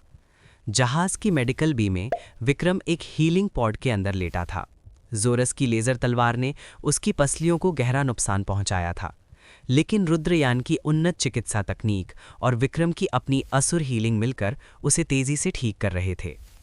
काव्या पॉड के बाहर खड़ी थी, स्क्रीन पर विक्रम के वाइटल्स देख रही थी। उसका शरीर ये सामान्य नहीं है, काव्या ने समीर से कहा। उसकी कोशिकाएं हर चोट के बाद और मजबूत हो रही हैं, जैसे लोहा पाग में तपकर फौलाद बनता है। तभी पूरे जहाज की लाइट्स धीमी हो गईं। एक गहरी गड़गड़ाहट सुनाई दी। सिस्टम रिबूट पूर्ण, मुख्य एआई इंटरफेस ऑनलाइन। जहाज की ब्रिज पर होलोग्राम प्रोजेक्टर से एक आकृति प्रकट हुई। ये कोई रोबोटिक आवाज नहीं थी। सामने एक 7 फीट लंबा आभासी योद्धा प्रकट हुआ। उसने प्राचीन भारतीय कवच पहना था और उसके हाथ में एक त्रिशूल था। स्वागत है उत्तराधिकारी। उस एआई की आवाज में गजब का भारीपन था। मेरा नाम रुद्र है, मैं इस जहाज की आत्मा हूं। विक्रम पॉड से बाहर निकला, कपड़े पहने और ब्रिज कर पहुंचा। तुम अब तक कहाँ थे? मैं सो रहा था। केवल एक महायोद्धा स्तर का असुर ही मुझे जगा सकता है। जोरस के साथ तुम्हारी लड़ाई ने यह साबित कर दिया कि तुम तैयार हो। रुद्र ने अपना हाथ हवा में लहराया। ब्रिज की विशाल स्क्रीन पर तारों का नक्शा बन गया। इतिहास सुनो विक्रम, रुद्र ने कहा। हजारों साल पहले ब्रह्मांड में 2 महान शक्तियां थीं, असुर और शून्य। असुर रक्षक थे जो जीवन की रक्षा करते थे। शून्य, वो केवल भूख थी, वो सब कुछ निगल जाना चाहता था। स्क्रीन पर युद्ध के दृश्य दिखाई दिए। शून्य सम्राट ने असुरों के ग्रह को नष्ट कर दिया। बचे हुए असुर पृथ्वी पर आए, जिसे तब आदिम लोक कहा जाता था। उन्होंने अपनी जीन इंसानों की डीएनए में छिपा दिए, ताकि भविष्य में कोई योद्धा जन्म ले सके जो शून्य सम्राट को हरा सके। रुद्र ने विक्रम की ओर उंगली उठाई। तुम वो योद्धा हो विक्रम, तुम्हारे अंदर अंतिम असुर राजा का रक्त है। ये जहाज सिर्फ एक वाहन नहीं है, ये एक हथियार है जिसे ब्रह्मांड संहारक कहा जाता है। लेकिन इसे चलाने के लिए तुम्हें अपनी ताकत को और बढ़ाना होगा। कैसे? विक्रम ने पूछा। पृथ्वी पर 3 तत्व मंदिर छिपे हैं। एक प्रशांत महासागर की गहराई में जल, एक सहारा रेगिस्तान के नीचे अग्नि और एक अमेज़न जंगल में वायु। तुम्हें इन मंदिरों से ऊर्जा कोर लाने होंगे, तभी रुद्रयान अपनी पूरी क्षमता 100% पर काम करेगा। अभी हम केवल 20% पर हैं। विक्रम ने काव्या को देखा। काम बढ़ गया है और समय कम है, रुद्र ने चेतावनी दी। शून्य सम्राट का मुख्य बेड़ा 6 महीने में नहीं बल्कि 3 महीने में यहां होगा। उसने हाइपर जंप शुरू कर दिया है। ब्रह्मांड के अंधेरे कोने में, ब्लैक स्टार फ्लैगशिप में। ये जहाज किसी शहर जैसा नहीं, बल्कि एक छोटे ग्रह जितना विशाल था। ये पूरी तरह से काली हड्डियों और अंधेरे पदार्थ यानी डार्क मैटर से बना था। इसके सिंहासन कक्ष में अंधेरा था, केवल बैंगनी रंग की आग जल रही थी। सिंहासन पर एक विशालकाय आकृति बैठी थी। उसका आकार अनिश्चित था, कभी वो ठोस दिखता, कभी धुएं जैसा। ये शून्य सम्राट था। उसके सामने एक होलोग्राम खुला था, जिसमें जोरस की मौत का आखिरी दृश्य दिखाई दे रहा था। माफ करे प्रभु, जोरस के आखिरी शब्द गूंजे और फिर सिग्नल बंद हो गया। सम्राट ने अपनी उंगली हिलाई। जोरस का होलोग्राम बिखर गया। एक असुर।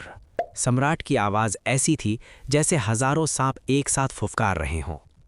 मैंने सोचा था कि मैंने उन कीड़ों को जड़ से मिटा दिया है। पृथ्वी, वो छोटा सा नीला ग्रह अभी भी मुझे परेशान कर रहा है। सम्राट के सामने उसके 4 मुख्य सेनापति घुटनों के बल बैठे थे। कराल यानी द बीस्ट किंग, शुद्ध शारीरिक शक्ति। माया, जो दिमाग को नियंत्रित करती थी। विष, जो ग्रहों के वातावरण को जहरीला बना देता था।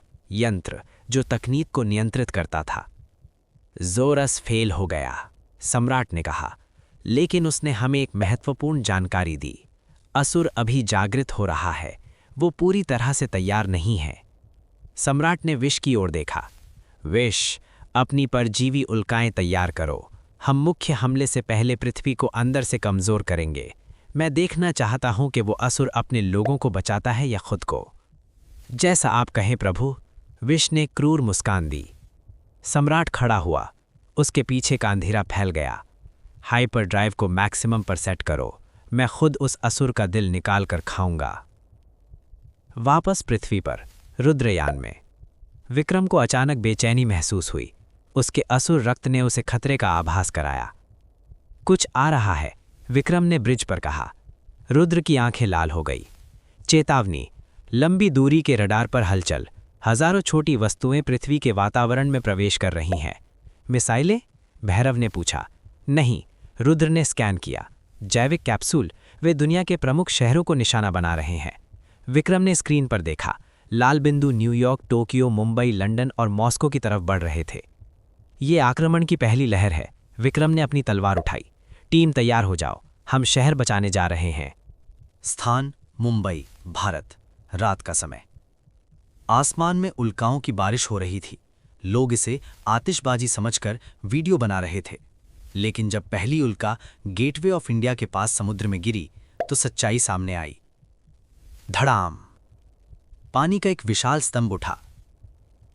उल्का, जो एक काले अंडे जैसी थी, फटी और उसमें से हजारों छोटे छोटे कीड़े निकले।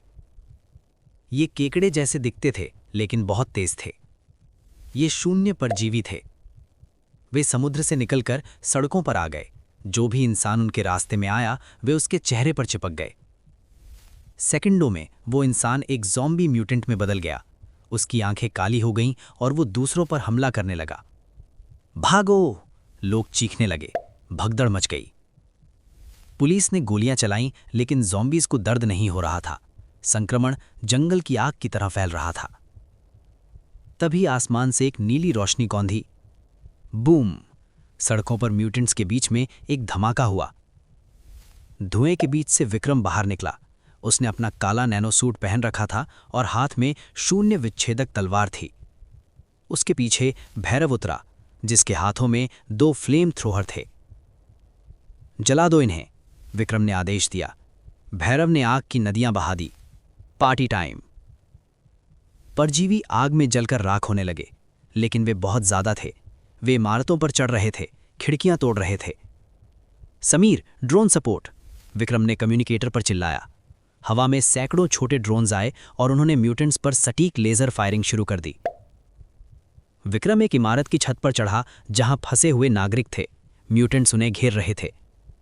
विक्रम ने अपनी तलवार को जमीन में गाड़ा। असुर तकनीक, भूकंपीय लहर, सेस्मिक वेव। जमीन में कंपन हुआ और इमारत की छत से म्यूटेंट्स नीचे गिर गए। रुद्रयान! विक्रम ने ऊपर देखा। काव्या, बाकी शहरों का क्या हाल है? बुरा हाल है विक्रम, काव्या की आवाज आई। टोक्यो और न्यूयॉर्क में स्थिति नियंत्रण से बाहर है। स्थानीय सेनाएं हार मान रही हैं। हमें और मदद चाहिए। विक्रम ने मुट्ठी भींची। वो हर जगह एक साथ नहीं हो सकता था। रुद्र, विक्रम ने एआई से पूछा, क्या हम ग्लोबल डिफेंस ग्रिड सक्रिय कर सकते हैं? ऊर्जा कम है, रुद्र ने जवाब दिया। अगर हमने ग्रिड चलाया तो हम हाइपर जंप नहीं कर पाएंगे। हमें अग्नि मंदिर जाना होगा, वही एकमात्र रास्ता है। विक्रम ने कठिन फैसला लिया। भैरव, तुम और अंजलि मुंबई संभालो, जैकल को बुला लो। मैं सहारा रेगिस्तान जा रहा हूं। अकेले? भैरव ने एक म्यूटेंट का सिर कुचलते हुए पूछा। हाँ, विक्रम ने अपनी तलवार को म्यान में रखा और उड़ने के लिए तैयार हुआ। मुझे वो अग्निकोर चाहिए। अगर वो मिल गया तो हम इन कीड़ों को एक ही बार में भून सकते हैं। विक्रम एक सोनिक बूम के साथ आसमान में गायब हो गया, पश्चिम दिशा की ओर। सहारा रेगिस्तान की रेत रात में ठंडी थी, लेकिन एक खास जगह पर रेत उबल रही थी। विक्रम ने हवा से नीचे देखा। रडार के अनुसार अग्नि मंदिर इसी के नीचे था। उसने हवा में अपनी तलवार निकाली। Gravity crush! उसने 100 गुना गुरुत्वाकर्षण बल के साथ तलवार को नीचे फेंका। धड़ाम! रेत का समुद्र फट गया। एक विशाल गड्ढा बन गया और उस गड्ढे के नीचे एक प्राचीन पिरामिड की चोटी दिखाई दी। ये पिरामिड लाल चमकते हुए पत्थरों से बना था। विक्रम नीचे उतरा। जैसे ही वो पिरामिड के द्वार पर पहुंचा, सिस्टम ने चेतावनी दी। चेतावनी, अत्यधिक तापमान, अग्नि रक्षक जागृत। द्वार खुला और अंदर से लावा की नदी बह निकली और उस लावे से एक आकृति बनी। ये एक फीनिक्स था, आग का पक्षी, लेकिन ये सुंदर नहीं, भयानक था। इसकी आंखें सूर्य जैसी जल रही थीं।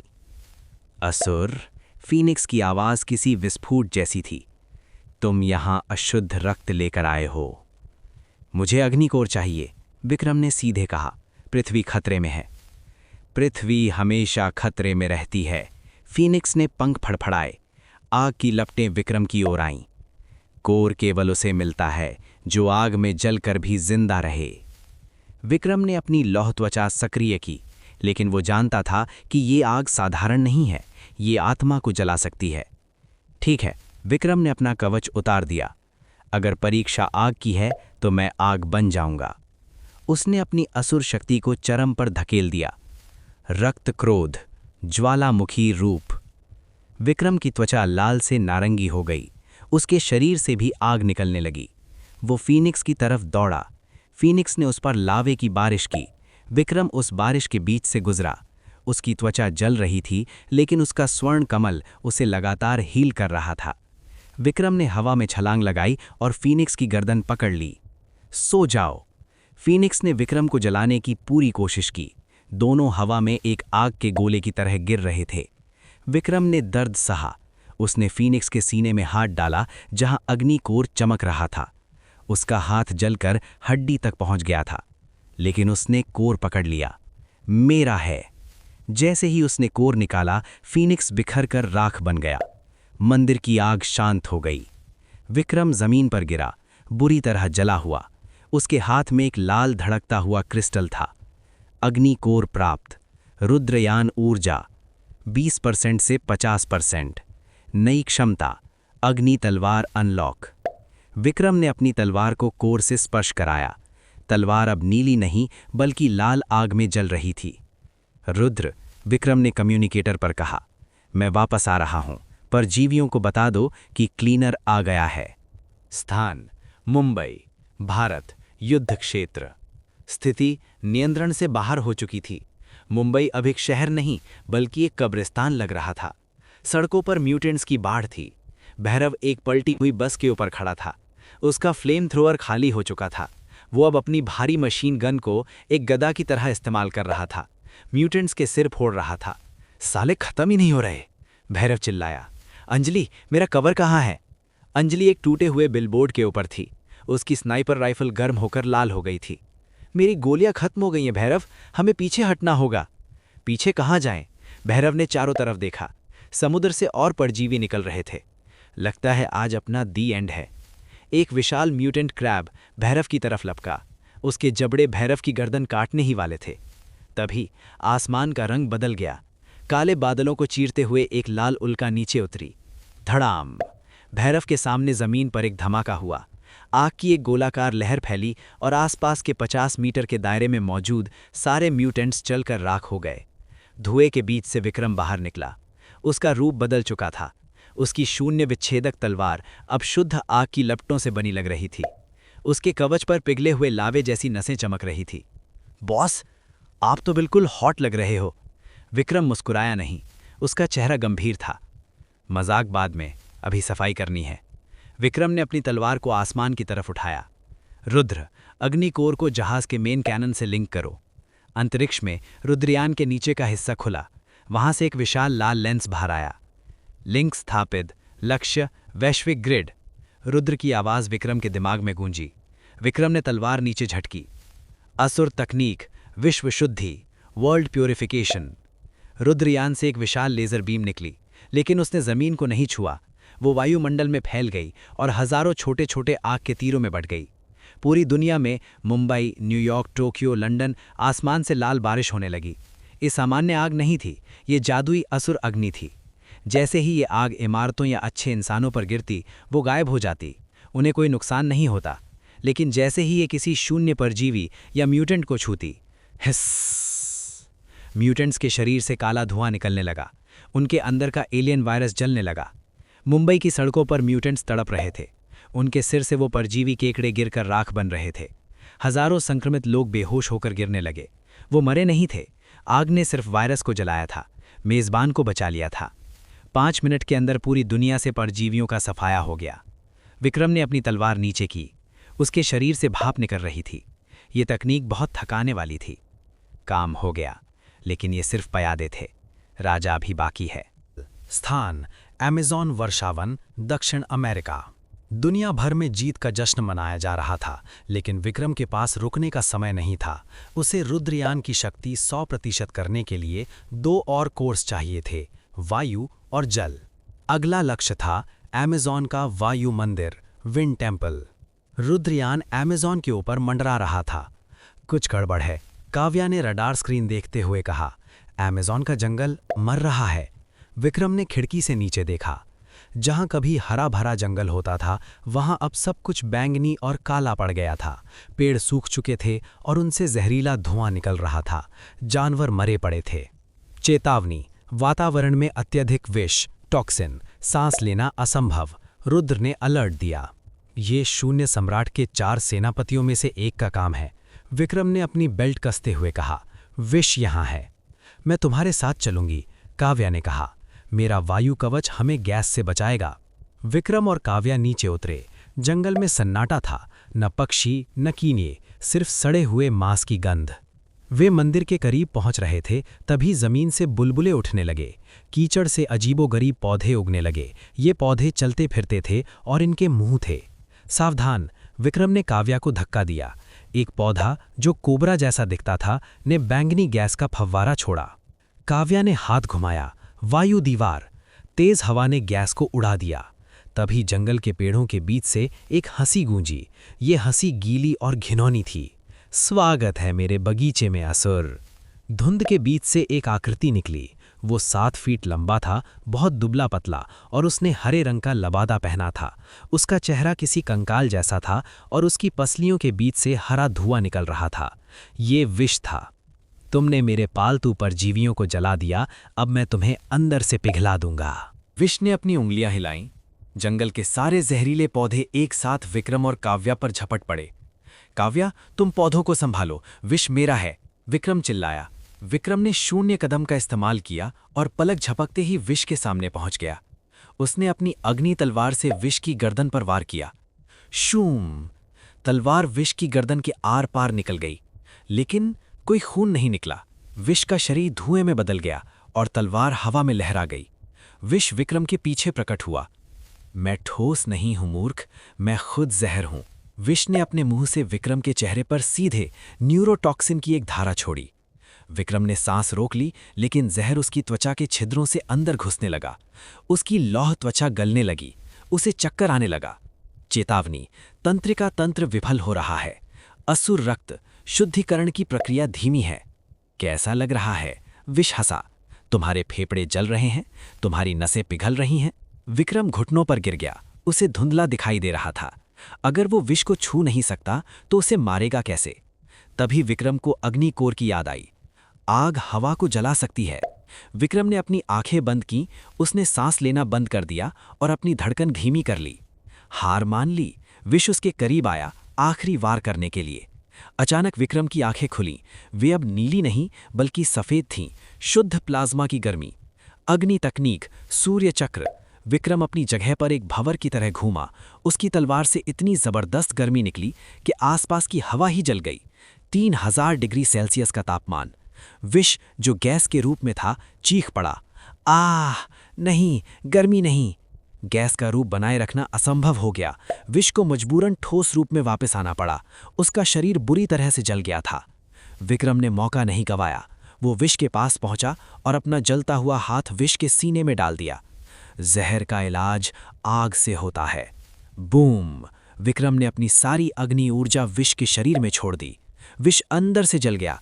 उसका कंकाल जैसा शरीर राख बनकर बिखर गया। जैसे ही विष मरा, जंगल का बैंगनी रंग धीरे धीरे गायब होने लगा। विक्रम जमीन पर लेट गया, बुरी तरह से हाँफ रहा था। काव्या दौड़कर उसके पास आई। विक्रम, तुम ठीक हो? विक्रम ने मुस्कुराते हुए थम्स अप दिया। बस थोड़ी ताज़ी हवा चाहिए। सामने पुराने खंडहरों के बीच वायु मंदिर का द्वार खुल गया था। वायु मंदिर के अंदर कोई रक्षक नहीं था, या कम से कम ऐसा लग रहा था। मंदिर एक विशाल हवादार हॉल था जो एक गहरी खाई के ऊपर तैर रहा था। बीच में एक हरे रंग का चमकता हुआ क्रिस्टल हवा में तैर रहा था। वायु कोर। इतना आसान? काव्या को शक हुआ। विक्रम कोर की तरफ बढ़ा। जैसे ही उसने कदम बढ़ाया, एक अदृश्य शक्ति ने उसे पीछे धक्का दिया। ये दीवार नहीं थी, ये हवा का दबाव था। हवा ही रक्षक है, विक्रम समझ गया। उसने जबरदस्ती आगे बढ़ने की कोशिश नहीं की। उसने अपनी आंखें बंद की और हवा के बहाव को महसूस किया। हवा से लड़ना नहीं, हवा के साथ बहना है। विक्रम ने 0 कदम का इस्तेमाल किया, लेकिन इस बार उसने जमीन को नहीं छुआ। वो हवा की धाराओं पर पैर रखकर चलने लगा। वो धीरे धीरे बिना किसी विरोध के कोर तक पहुंचा और उसे पकड़ लिया। कोर शांत था। उसने विक्रम को स्वीकार कर लिया। वायु कोर प्राप्त। रुद्रयान ऊर्जा 50% से 80%। नई क्षमता, वायु रूप, invisibility and super flight. Vikram और काव्या मंदिर से बाहर आए। उनका मिशन सफल रहा था, लेकिन जैसे ही वे रुद्रयान में वापस लौटे, वहां का माहौल तनावपूर्ण था। समीर और भैरव ब्रिज पर बेहोश पड़े थे। सिस्टम की लाइट्स लाल हो गई थीं। समीर! काव्या दौड़कर उसके पास गई। समीर की सांस चल रही थी, लेकिन वो गहरी नींद में था। विक्रम ने मेन कंसोल चेक किया। स्क्रीन पर एक संदेश फ्लैश हो रहा था। ये संदेश एलियन भाषा में था, लेकिन रुद्र ने उसे अनुवाद कर दिया। असुर विक्रम सिंह, तुमने विष को मार दिया, अच्छा खेला। लेकिन जब तुम जंगल में खेल रहे थे, मैंने तुम्हारे जहाज के सिस्टम को हैक कर लिया। स्क्रीन पर एक यांत्रिक चेहरा आया। ये यंत्र था, शून्य सम्राट का चौथा सेनापति। मैंने रुद्रयान के नेविगेशन सिस्टम को लॉक कर दिया है। अब तुम जल मंदिर तक नहीं जा सकते, और सबसे अच्छी बात, मैंने तुम्हारे इंजनों को ओवरलोड पर डाल दिया है। 10 मिनट में रुद्रयान एक परमाणु बम की तरह फट जाएगा। अलविदा। संदेश बंद हो गया। पूरे जहाज में सायरन बजने लगे। चेतावनी, कोर मेल्टडाउन शुरू। विस्फोट में 9 मिनट 59 सेकंड शेष। विक्रम ने कंसोल पर मुक्का मारा। यंत्र, तूने गलत आदमी से पंगा लिया। काव्या घबराई हुई थी। विक्रम, हम क्या करें? समीर बेहोश है, हम सिस्टम को कैसे रोकेंगे? विक्रम ने रुद्र की तरफ देखा। रुद्र, क्या तुम इसे रोक सकते हो? नकारात्मक, रुद्र ने कहा। यंत्र का वायरस मेरे लॉजिक गेट्स को खा रहा है। मैनुअल ओवरराइड ही एकमात्र रास्ता है, लेकिन वो इंजन रूम के अंदर से होगा, जहां रेडिएशन का स्तर घातक है। विक्रम ने काव्या को देखा। तुम समीर और भैरव को एस्केप पॉड में डालो। और तुम? काव्या की आंखों में आंसू आ गए। मैं इंजन रूम जा रहा हूं। विक्रम ने अपनी तलवार उठाई। यंत्र सोचता है कि वो तकनीक का भगवान है। मैं उसे दिखाऊंगा कि एक असुर क्या कर सकता है। चेतावनी, कोर मेल्टडाउन में 2 मिनट शेष है। रुद्र की आवाज पूरे जहाज में गूंज रही थी। विक्रम इंजन रूम के भारी दरवाजे के सामने खड़ा था। दरवाजे के ऊपर लगे सेंसर लाल चमक रहे थे, जो घातक रेडिएशन स्तर का संकेत दे रहे थे। सर, मत जाइए। समीर, जो अब होश में आ गया था, ने एस्केप पॉड से रेडियो पर चिल्लाया। अंदर का तापमान 5000 डिग्री है। आपकी लौह त्वचा भी वहां कुछ सेकंड से ज्यादा नहीं टिकेगी। अगर मैं नहीं गया तो हम सब राख बन जाएंगे, विक्रम ने कहा और मैनुअल लीवर खींचा। दरवाजा खुला और गर्मी की एक भयानक लहर बाहर निकली। विक्रम ने तुरंत अपनी अग्नि कोर की शक्ति का इस्तेमाल करके अपने चारों ओर एक हीट शील्ड बनाई, लेकिन रेडिएशन गर्मी नहीं था, वो अदृश्य मौत थी। विक्रम ने अंदर कदम रखा। उसे लगा जैसे उसके शरीर के हर एक सेल में सुइयां चुभ रही हों। उसकी त्वचा काली पड़ने लगी। उसके बाल जल गए। इंजन रूम के बीच में मुख्य रिएक्टर था, जो बेकाबू होकर धड़क रहा था। उसके ऊपर काले रंग के नैनोबॉट्स का एक झुंड रेंग रहा था। यही यंत्र का वायरस था। विक्रम लड़खड़ाते हुए रिएक्टर के पास पहुंचा। नैनोबॉट्स ने उसे महसूस कर लिया। वे एक काले हाथ के रूप में इकट्ठा हुए और विक्रम का गला पकड़ लिया। मूर्ख असुर, तुम यहां सिर्फ मरने आए हो। यंत्र की डिजिटल आवाज गूंजी। विक्रम का गला घुट रहा था। उसका शरीर रेडिएशन से गल रहा था। उसकी दृष्टि धुंधली हो गई। क्या यही अंत है? नहीं। विक्रम को रुद्र एआई की एक बात याद आई। असुर रक्षक नहीं थे, वो भूख थे। विक्रम ने अपनी तलवार छोड़ दी। उसने अपने दोनों हाथों से उस चमकते हुए पिघलते हुए रिएक्टर कोर को पकड़ लिया। अगर तुम मुझे जलाना चाहते हो तो मैं तुम्हें ही खा जाऊंगा। असुर तकनीक, महाअवशोषण, द ग्रेट डिवाउरर। विक्रम ने अपनी असुर शक्ति को उल्टा घुमा दिया। ऊर्जा बाहर निकालने के बजाय उसने रिएक्टर की बेकाबू ऊर्जा को अपने शरीर के अंदर खींचना शुरू कर दिया। नैनोबॉट्स चिल्लाए, डिजिटल शोर। वे ऊर्जा के इस बहाव में खिंचने लगे। विक्रम का शरीर एक ब्लैक होल बन गया था। रेडिएशन, गर्मी, वायरस सब कुछ उसके अंदर समा रहा था। चेतावनी, मेजबान की क्षमता 200%, 300%। और विक्रम चिल्लाया, और दे मुझे। बूम! एक नीली रोशनी का धमाका हुआ। इंजन रूम शांत हो गया। रुद्रयान का सायरन बंद हो गया। लाइट्स वापस हरी हो गईं।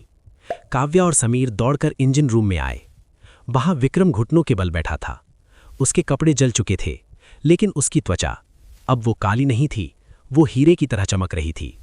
उसने यंत्र के वायरस को खा लिया था और रिएक्टर की ऊर्जा को अपना बना लिया था। विक्रम को होश आने में 12 घंटे लगे। जब उसने आंखें खोली तो उसे दुनिया अलग लग रही थी।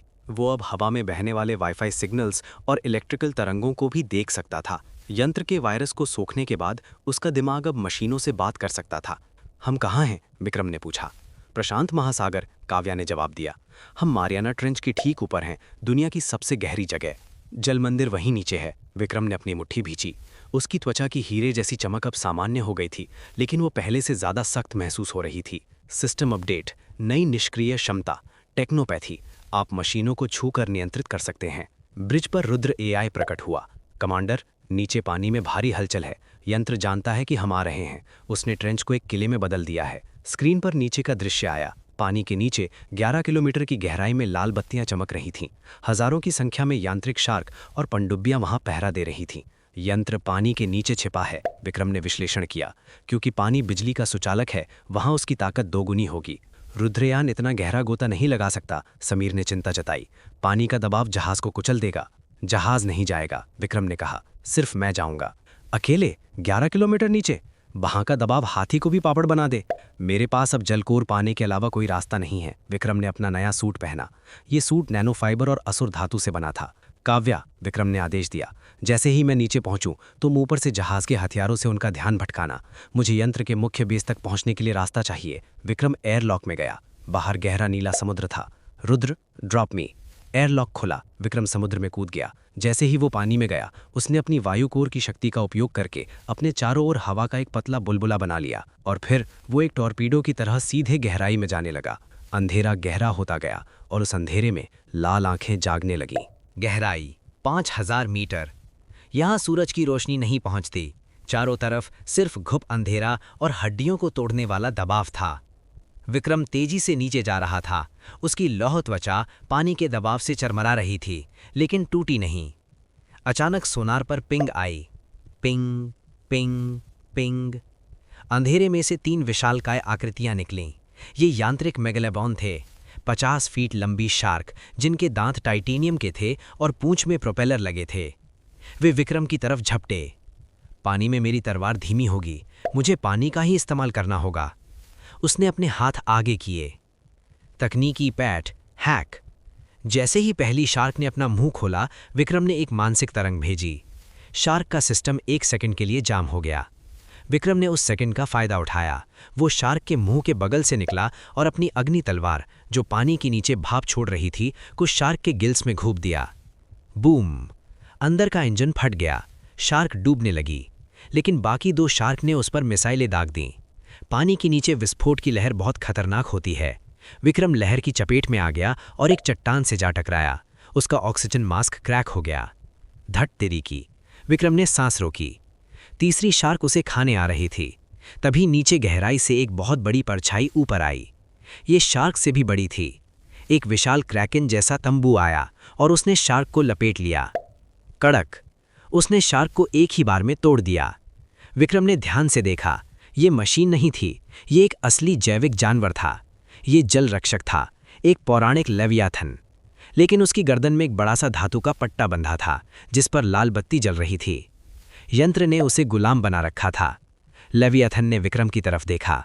उसकी आंखों में दर्द और गुस्सा था। यंत्र उसे नियंत्रित कर रहा था। मारो उसे! यंत्र की आवाज पानी में गूंजी। गहराई 11,000 मीटर। मारियाना ट्रेंच का तल। विक्रम लेवियाथन के हमलों से बच रहा था। वो इस रक्षक को मारना नहीं चाहता था, क्योंकि जलकोर इसी के पास था।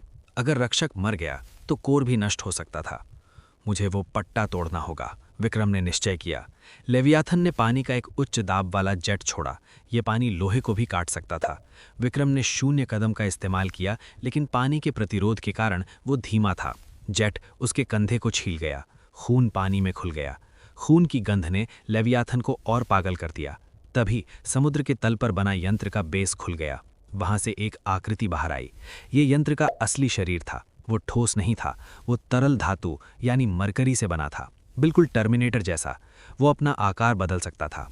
तुमने मेरे पालतू जानवर को देखा? यंत्र पानी में तैरते हुए विक्रम के पास आया। प्रकृति कमजोर है, मशीन श्रेष्ठ है। मैं इस रक्षक की इच्छा शक्ति को मिटा चुका हूं। यंत्र ने अपना हाथ एक भाले में बदला और विक्रम पर वार किया। विक्रम ने तलवार से रोका, टन। लेकिन यंत्र का हाथ पिघलकर तलवार के चारों ओर लिपट गया और विक्रम के हाथ को जकड़ लिया। अब तुम मेरे हो। यंत्र ने विक्रम को पकड़कर समुद्र के तल पर पटक दिया। दबाव इतना था कि विक्रम की हड्डियां चटकने लगीं। रुद्र, मुझे मदद चाहिए, विक्रम ने मन ही मन चिल्लाया। ऊपर अंतरिक्ष से रुद्रयान ने एक सोनिक पल्स भेजी। ये पल्स पानी के माध्यम से नीचे आई और यंत्र के नैनोबॉट्स को कुछ सेकंड्स के लिए अस्थिर यानी डिस्टेबलाइज कर दिया। यंत्र की पकड़ ढीली हुई। विक्रम ने मौका नहीं गंवाया। वो यंत्र की तरफ नहीं बल्कि लेवियाथन की तरफ तैरा। लेवियाथन उसे खाने के लिए मुंह खोल रहा था। विक्रम सीधा उसके मुंह के अंदर नहीं बल्कि उसके सिर के ऊपर गया। उसने अपनी अग्नि तलवार को अपनी पूरी ताकत से लेवियाथन के गले में बंधे धातु के पट्टे पर मारा। टूट जा। पानी के नीचे आग और बिजली का संगम हुआ। कड़क, पट्टा टूट गया। लेवियाथन की आंखें लाल से नीली हो गईं। उसे होश आ गया। उसने देखा कि यंत्र, जो अब संभल चुका था, विक्रम पर हमला करने आ रहा है। लेवियाथन ने भयानक दहाड़ मारी, सोनिक बूम। उसने अपनी पूंछ से यंत्र को मारा। यंत्र का तरल शरीर बिखर गया। विक्रम ने लेवियाथन की आंख में देखा। दुश्मन वो है। विक्रम ने यंत्र के बिखरे हुए टुकड़ों की तरफ इशारा किया। खत्म कर दो उसे। लेवियाथन ने अपना मुंह खोला। उसने पानी को नहीं बल्कि बर्फ को बाहर फेंका। महाशीत लहर, एब्सोल्यूट जीरो वेव। यंत्र, जो अपने टुकड़ों को जोड़ने की कोशिश कर रहा था, वहीं जम गया। तरल धातु बर्फ बन गई। यंत्र अब एक जमी हुई मूर्ति था। विक्रम उसके पास गया। उसने अपनी मुट्ठी में असुर शक्ति जमा की। चकनाचूर। उसने जमी हुई मूर्ति पर एक मुक्का मारा। यंत्र के हजारों टुकड़े हो गए। वो मर चुका था। लेवियाथन ने अपना सिर झुकाया और अपने मुंह से एक नीला मोती बाहर निकाला। ये जलकोर था। विक्रम ने कोर ले लिया। जलकोर प्राप्त हुआ। रुद्रयान ऊर्जा 80% से 100%। अंतिम चरण, ब्रह्मांडीय द्वार खोलने के लिए तैयार। विक्रम सतह की ओर तैरने लगा। तीनों कोर मिल चुके थे। रुद्रयान अब पूरी तरह जागृत होने वाला था। और ठीक उसी समय पृथ्वी के वायुमंडल के बाहर अंतरिक्ष में एक विशाल दरार खुली। ब्लैक स्टार का मुख्य बेड़ा पहुंच चुका था और सबसे बड़े जहाज पर स्वयं शून्य सम्राट खड़ा था। खेल खत्म असुर, मैं आ गया हूं। प्रशांत महासागर की सतह पर पानी का एक विशाल गुबार उठा। लहरें हट गईं और रुद्रयान धीरे धीरे पानी से बाहर आया। अब ये पहले जैसा नहीं था। विक्रम, जो अभी अभी जलकोर लेकर लौटा था, ब्रिज पर पहुंचा। वो भीगा हुआ था, लेकिन उसकी आंखों में एक नई शक्ति चमक रही थी। रुद्र, विक्रम ने कोर को मुख्य कंसोल में रखा। तीनों कोर पूरे हुए। अब दिखाओ कि तुम असल में क्या हो। आदेश स्वीकार, रुद्र की आवाज गूंजी। जहाज के इंजन की आवाज बदल गई। ये अब गड़गड़ाहट नहीं बल्कि एक ओम जैसी गूंज थी। तीनों कोर, लाल, हरा और नीला, एक साथ चमकने लगे। उनकी ऊर्जाएं मिली और एक शुद्ध सुनहरी रोशनी गोल्डन लाइट में बदल गईं। सिस्टम, ऊर्जा स्तर 100%, सीमा पार। प्रोटोकॉल, ब्रह्मांडीय रूप सक्रिय। बाहर जहाज का आकार बदलने लगा। धातु के प्लेट्स हिले और दोबारा जुड़े। जहाज का आकार अब सिर्फ एक त्रिशूल जैसा नहीं बल्कि एक विशालकाय यांत्रिक मानव मेका टाइटन जैसा हो गया था, जिसके हाथ में ऊर्जा के हथियार थे। पूरे जहाज पर एक सुनहरा कवच बन गया। काव्या, समीर और भैरव ये देखकर अवाक थे। ये जहाज नहीं, ये तो भगवान का रथ है, भैरव ने बड़बड़ाया। रुद्र का होलोग्राम विक्रम के सामने आया। अब वो और भी स्पष्ट और विशाल था। विक्रम, अब मैं पृथ्वी के वायुमंडल को नियंत्रित कर सकता हूं। मेरे सेंसर अब आकाश गंगा के पार भी देख सकते हैं। लेकिन रुद्र रुका। हमारे पास जश्न मनाने का वक्त नहीं है। ऊपर देखो। ब्रिज की स्क्रीन पर अंतरिक्ष का दृश्य आया। चंद्रमा के पीछे से एक अंधेरा फैल रहा था। वो अंधेरा तारों को निगल रहा था। ब्लैक स्टार बेड़ा आ चुका था। पूरी दुनिया में दिन के समय भी अंधेरा छा गया। सूरज की रोशनी को उन लाखों जहाज़ों ने ढक लिया था जो पृथ्वी की कक्षा में जमा हो गए थे। धरती पर हर टीवी, हर मोबाइल और हर रेडियो पर एक ही फ्रीक्वेंसी गूंजने लगी। स्क्रीन पर कोई चेहरा नहीं आया, सिर्फ एक गहरा बैंगनी धुआं और दो चमकती हुई आंखें। और फिर एक आवाज़ आई। ये आवाज़ कानों से नहीं, सीधे दिमाग में सुनाई दे रही थी। पृथ्वी के निवासियों। आवाज़ इतनी भारी थी कि कमज़ोर दिल के लोग बेहोश हो गए। इमारतें कांपने लगीं। मैं शून्य सम्राट हूँ। तुम्हारा अस्तित्व एक गलती है। तुम्हारा ग्रह अब मेरा है। आत्मसमर्पण करो और मैं तुम्हें अपने गुलामों के रूप में जीने दूंगा। विरोध करो और मैं तुम्हारी दुनिया को धूल में मिला दूंगा। तुम्हारे पास 1 घंटा है। पूरी दुनिया में हाहाकार मच गया। लोग सड़कों पर रो रहे थे। सरकारें असहाय थीं। रुद्रयान के ब्रिज पर विक्रम ने स्क्रीन को घूर कर देखा। 1 घंटा? विक्रम ने अपनी तलवार को कसा। ये हमें डराना चाहता है। रुद्र, विक्रम ने कहा, मेरा प्रसारण शुरू करो, पूरी दुनिया के लिए और उस सम्राट के जहाज के लिए भी। कनेक्शन स्थापित, रुद्र ने कहा। अगले ही पल दुनिया भर की स्क्रीन पर धुआं हट गया और वहां विक्रम का चेहरा आया। उसके पीछे रुद्रयान का ब्रिज था और उसके माथे पर असुर निशान चमक रहा था। शून्य सम्राट, विक्रम ने सीधे कैमरे में देखा। उसकी आवाज में डर का नामो निशान नहीं था। तुमने शायद गलत नक्शा पढ़ लिया। ये गुलामों का ग्रह नहीं है, ये योद्धाओं का घर है। विक्रम ने अपनी तलवार उठाई। हम आत्मसमर्पण नहीं करेंगे, हम घुटने नहीं टेकेंगे। अगर तुम्हें पृथ्वी चाहिए तो आओ और लेकर दिखाओ, लेकिन याद रखना, यहां से सिर्फ राख वापस ले जाओगे। विक्रम ने कनेक्शन काट दिया। अंतरिक्ष में अपने सिंहासन पर बैठे सम्राट ने ये देखा। उसकी आंखें संकरी हो गईं। अहंकारी कीड़ा, आक्रमण शुरू करो, पृथ्वी की सतह को जला दो। सम्राट के आदेश पर अंतरिक्ष में मौजूद लाखों जहाज़ों ने अपनी तोपें पृथ्वी की तरफ घुमा दीं। बैंगनी रंग की ऊर्जा बीम्स चार्ज होने लगीं। वे फायरिंग कर रहे हैं, समीर चिल्लाया। हजारों बीम्स, अगर ये जमीन पर गिरें तो परमाणु बमों से ज्यादा तबाही होगी। नहीं गिरने देंगे। विक्रम ने अपनी आंखें बंद कीं। उसने अपने दिमाग को रुद्रयान के कोर से जोड़ दिया। रुद्र, ब्रह्मांडीय ढाल सक्रिय करो। चेतावनी, इसमें जहाज की 90% ऊर्जा लगेगी। हम जवाबी हमला नहीं कर पाएंगे, रुद्र ने कहा। करो। रुद्रयान, जो अब पृथ्वी के वातावरण के सबसे ऊपरी छोर पर था, से एक सुनहरी तरंग निकली। ये तरंग तेजी से फैली और उसने पूरी पृथ्वी को एक चमकते हुए ऊर्जा के गुब्बारे में ढक लिया। ठीक उसी समय दुश्मन ने फायरिंग की। लाखों लेजर बीम्स पृथ्वी की ओर आईं। धड़ाम! बीम्स सुनहली ढाल से टकराईं। आसमान में आतिशबाजी जैसा नज़ारा हो गया। पूरा आकाश रंगों से भर गया। ढाल कांपी, लेकिन टूटी नहीं। पृथ्वी के लोग जो मरने का इंतजार कर रहे थे, उन्होंने ऊपर देखा। मौत उन्हें छू नहीं पाई थी। उसने हमें बचा लिया। लेकिन रुद्रयान के अंदर स्थिति खराब थी। विक्रम के नाक से खून बह रहा था। ढाल को बनाए रखने के लिए उसकी मानसिक शक्ति का इस्तेमाल हो रहा था। सर, ऊर्जा तेजी से गिर रही है, समीर ने चेतावनी दी। वे लगातार बमबारी कर रहे हैं। अंतरिक्ष में सम्राट ने देखा कि उसका हमला रोक दिया गया है। प्राचीन असुर तकनीक, दिलचस्प। सम्राट ने अपने बचे हुए 2 सेनापतियों को बुलाया।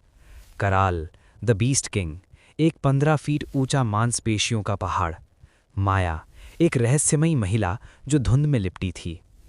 जाओ, सम्राट ने आदेश दिया। उस सुनहरे जहाज पर चढ़ाई करो, ढाल जनरेटर को नष्ट करो और उस असुर का सिर मेरे पास लाओ। 2 छोटे लेकिन बेहद तेज जहाज मुख्य बेड़े से निकले और सीधे रुद्रयान की तरफ बढ़े। अलर्ट! ढाल के अंदर घुसपैठ।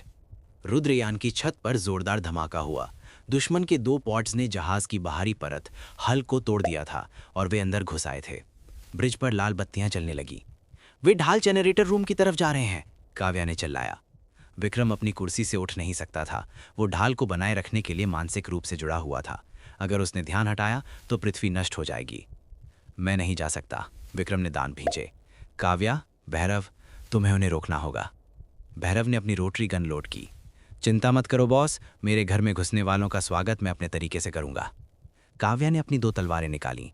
समीर, तुम विक्रम की सुरक्षा करो, जाकल और केंजी भी आ रहे हैं। दृश्य कॉरिडोर, गलियारा। भैरव और काव्या एक चौड़े गलियारे में खड़े थे। सामने से धूल उड़ी। धूल के बीच से कराल निकला। वो इतना विशाल था कि उसके कंधों से कॉरिडोर की छत रगड़ खा रही थी। उसके हाथों में कोई हथियार नहीं था, सिर्फ उसके विशाल पंजे थे। उसके पीछे माया थी जो हवा में तैर रही थी। मैं बड़े वाले को संभालता हूँ, भैरव ने गर्दन चटकाई। हे मोटू, इधर आ। कराल ने एक भयानक दहाड़ मारी और दौड़ पड़ा। भैरव ने फायरिंग शुरू की, लेकिन गोलियां कराल की सख्त चमड़ी से टकराकर गिर गईं। ठीक है, तो पुरानी शैली में निपटेंगे। भैरव ने गन फेंक दी और अपनी असुर कुल्हाड़ी, असुरा एक्स जो विक्रम ने उसे दी थी, उठाई। दोनों दैत्य आपस में टकराए। बूम! जहाज हिल गया। दूसरी तरफ काव्या माया की तरफ बढ़ी। तुम्हारी लड़ाई मुझसे है, काव्या ने कहा। माया ने एक मीठी मुस्कान दी। लड़ाई? प्यारी बच्ची, तुम तो अभी लड़ना भी नहीं जानती, माया ने काव्या की आंखों में देखा। अचानक काव्या को लगा कि वो जहाज पर नहीं बल्कि अपने पुराने घर में है। उसके सामने उसके पिता रंजीत खड़े थे, खून से लथपथ। तुमने मुझे बचाया क्यों नहीं काव्या? रंजीत का भूत बोला। ये भ्रम है, काव्या ने खुद को समझाया, लेकिन वो हिल नहीं पा रही थी। मानसिक हमला शुरू हो चुका था। तभी एक छोटी आकृति काव्या के सामने आ गई। ये ईशा थी। उसकी सफ़ेद आंखें चमक रही थीं। मेरी दीदी के दिमाग से निकलो चुड़ैल! ईशा ने अपनी मानसिक शक्ति छोड़ी। माया चौंक गई। एक साइकिक पृथ्वी पर? ईशा ने काव्या का हाथ पकड़ा। दीदी, जो दिख रहा है वो झूठ है, अपनी तलवार चलाओ। काव्या को होश आया। उसने रंजीत के भूत के आर पार अपनी तलवार चला दी। भ्रम टूट गया। अब असली लड़ाई शुरू हुई थी। एक तरफ भैरव बनाम कराल, बल का युद्ध। दूसरी तरफ काव्या और ईशा बनाम माया, मानसिक युद्ध। और ब्रिज पर विक्रम पूरी दुनिया का भार अपने कंधों पर उठाए हुए था।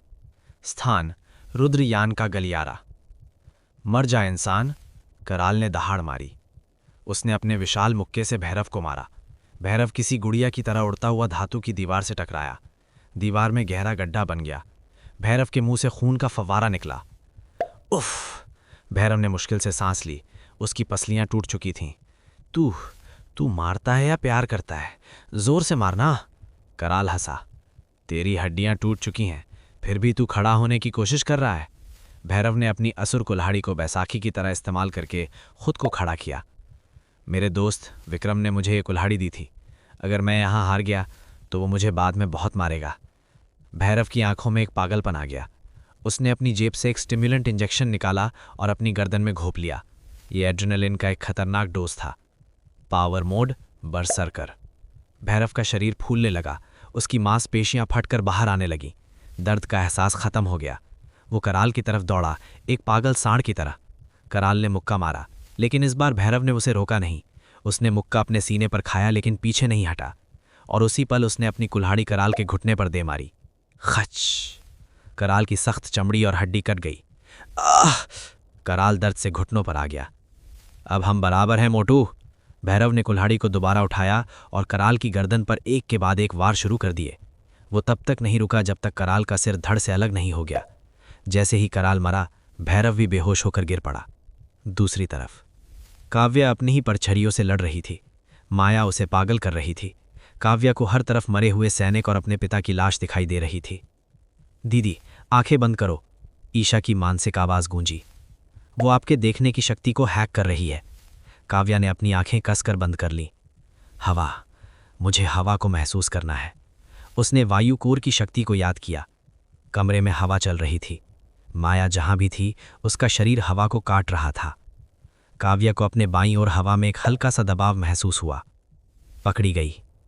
काव्या ने अपनी तलवार को हवा में लहराया।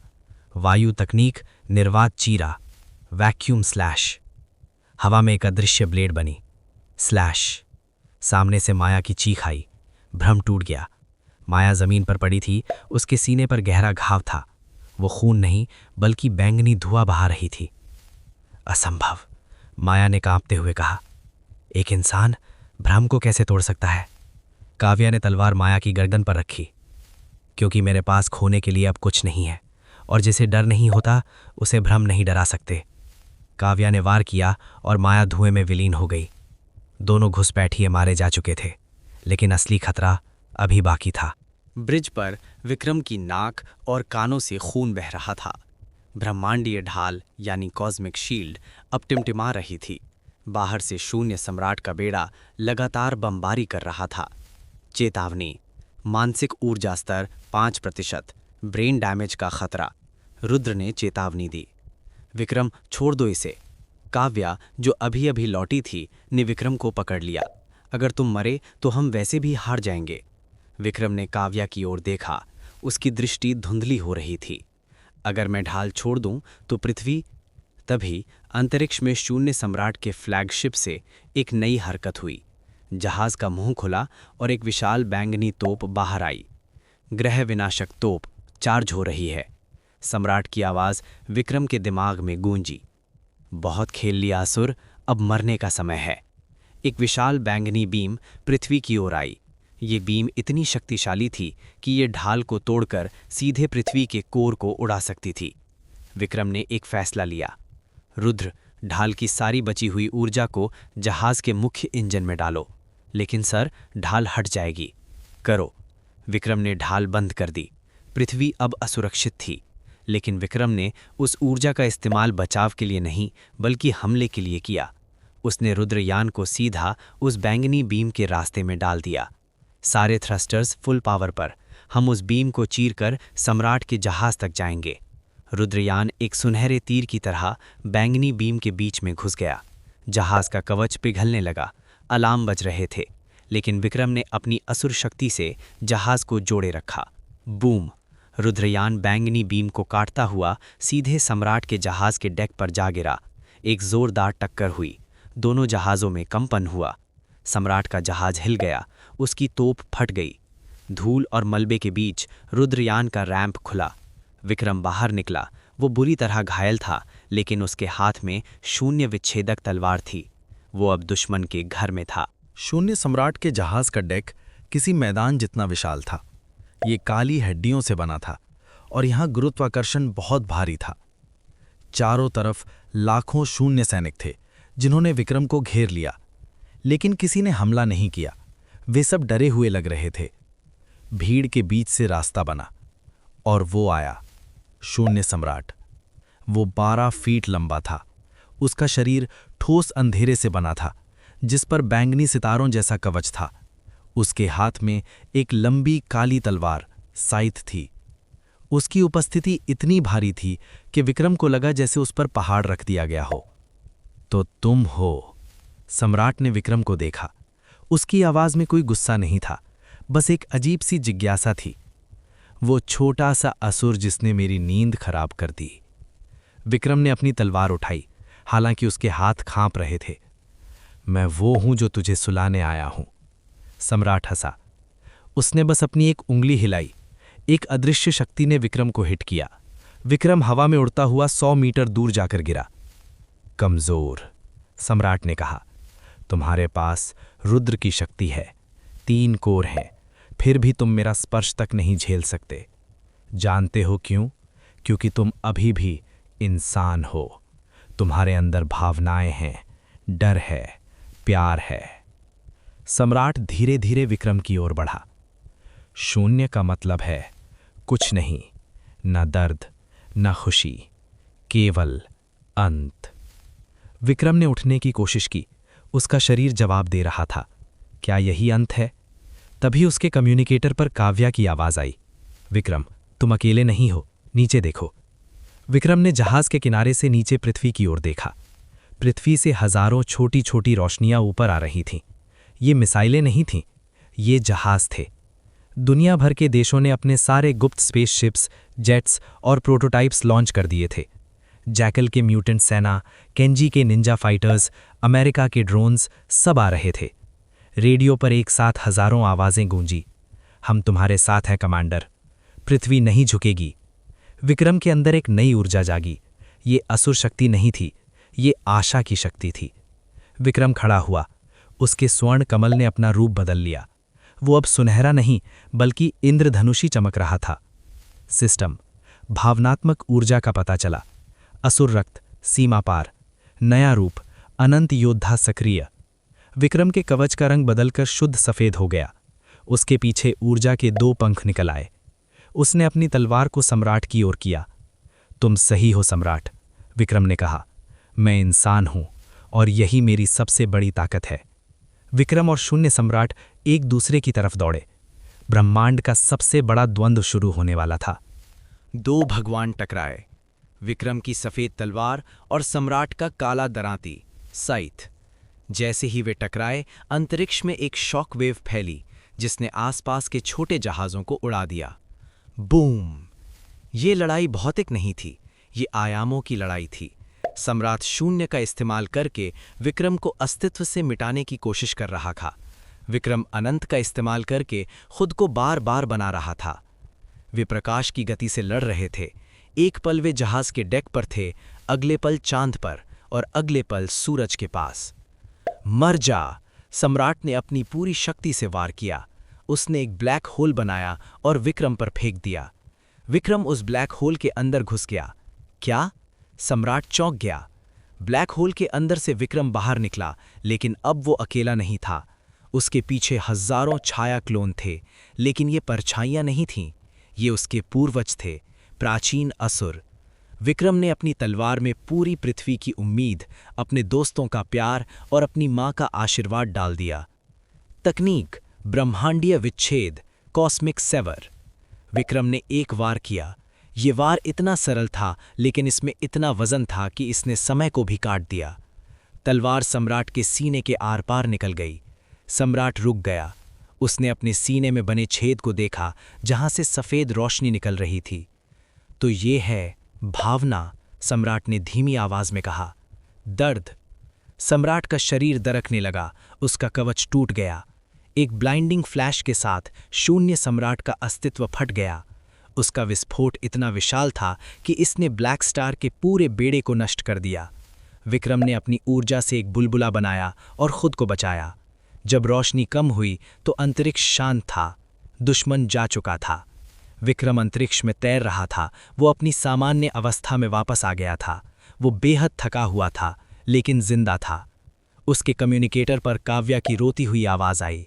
विक्रम, हमने कर दिखाया, तुम जीत गए। विक्रम ने दूर नीली पृथ्वी को देखा। वो बहुत सुंदर लग रही थी। हम जीत गए, विक्रम ने मुस्कुराते हुए अपनी आंखें बंद कर लीं। 1 साल बाद पृथ्वी अब बदल चुकी थी।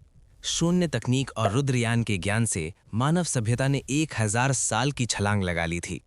अब इंसान सिर्फ पृथ्वी पर नहीं, बल्कि मंगल और अन्य ग्रहों पर बस्तियां बसा रहे थे। विक्रम? उसने कोई सिंहासन नहीं लिया, उसने कोई पद नहीं लिया। वह अपनी माँ और ईशा के साथ एक शांत द्वीप पर रह रहा था। काव्या अब ग्लोबल डिफेंस की हेड थी। भैरव और समीर उसके साथ थे। एक शाम विक्रम समुद्र किनारे बैठा था। ईशा दौड़ती हुई आई। भाई, रुद्र ने सिग्नल भेजा है। विक्रम ने अपनी कलाई पर बंधी घड़ी रुद्र लिंक को देखा। कमांडर आकाश गंगा के दूसरे छोर से एक संदेश आया है। वहां और भी प्रजातियां हैं जिन्हें मदद की जरूरत है। क्या हम तैयार हैं? विक्रम खड़ा हुआ। उसने डूबते सूरज को देखा। उसका सफर खत्म नहीं हुआ था। अनंत योद्धा का सफर कभी खत्म नहीं होता। उसने मुस्कुराते हुए कहा, रुद्र, इंजन चालू करो। अगर आपको ये वीडियो पसंद आई हो तो लाइक ज़रूर करें और ऐसी ही दमदार कहानियों के लिए एस वीडियोस चैनल को सब्सक्राइब करें। मिलते हैं अगली वीडियो में एक नई और ज़बरदस्त कहानी के साथ।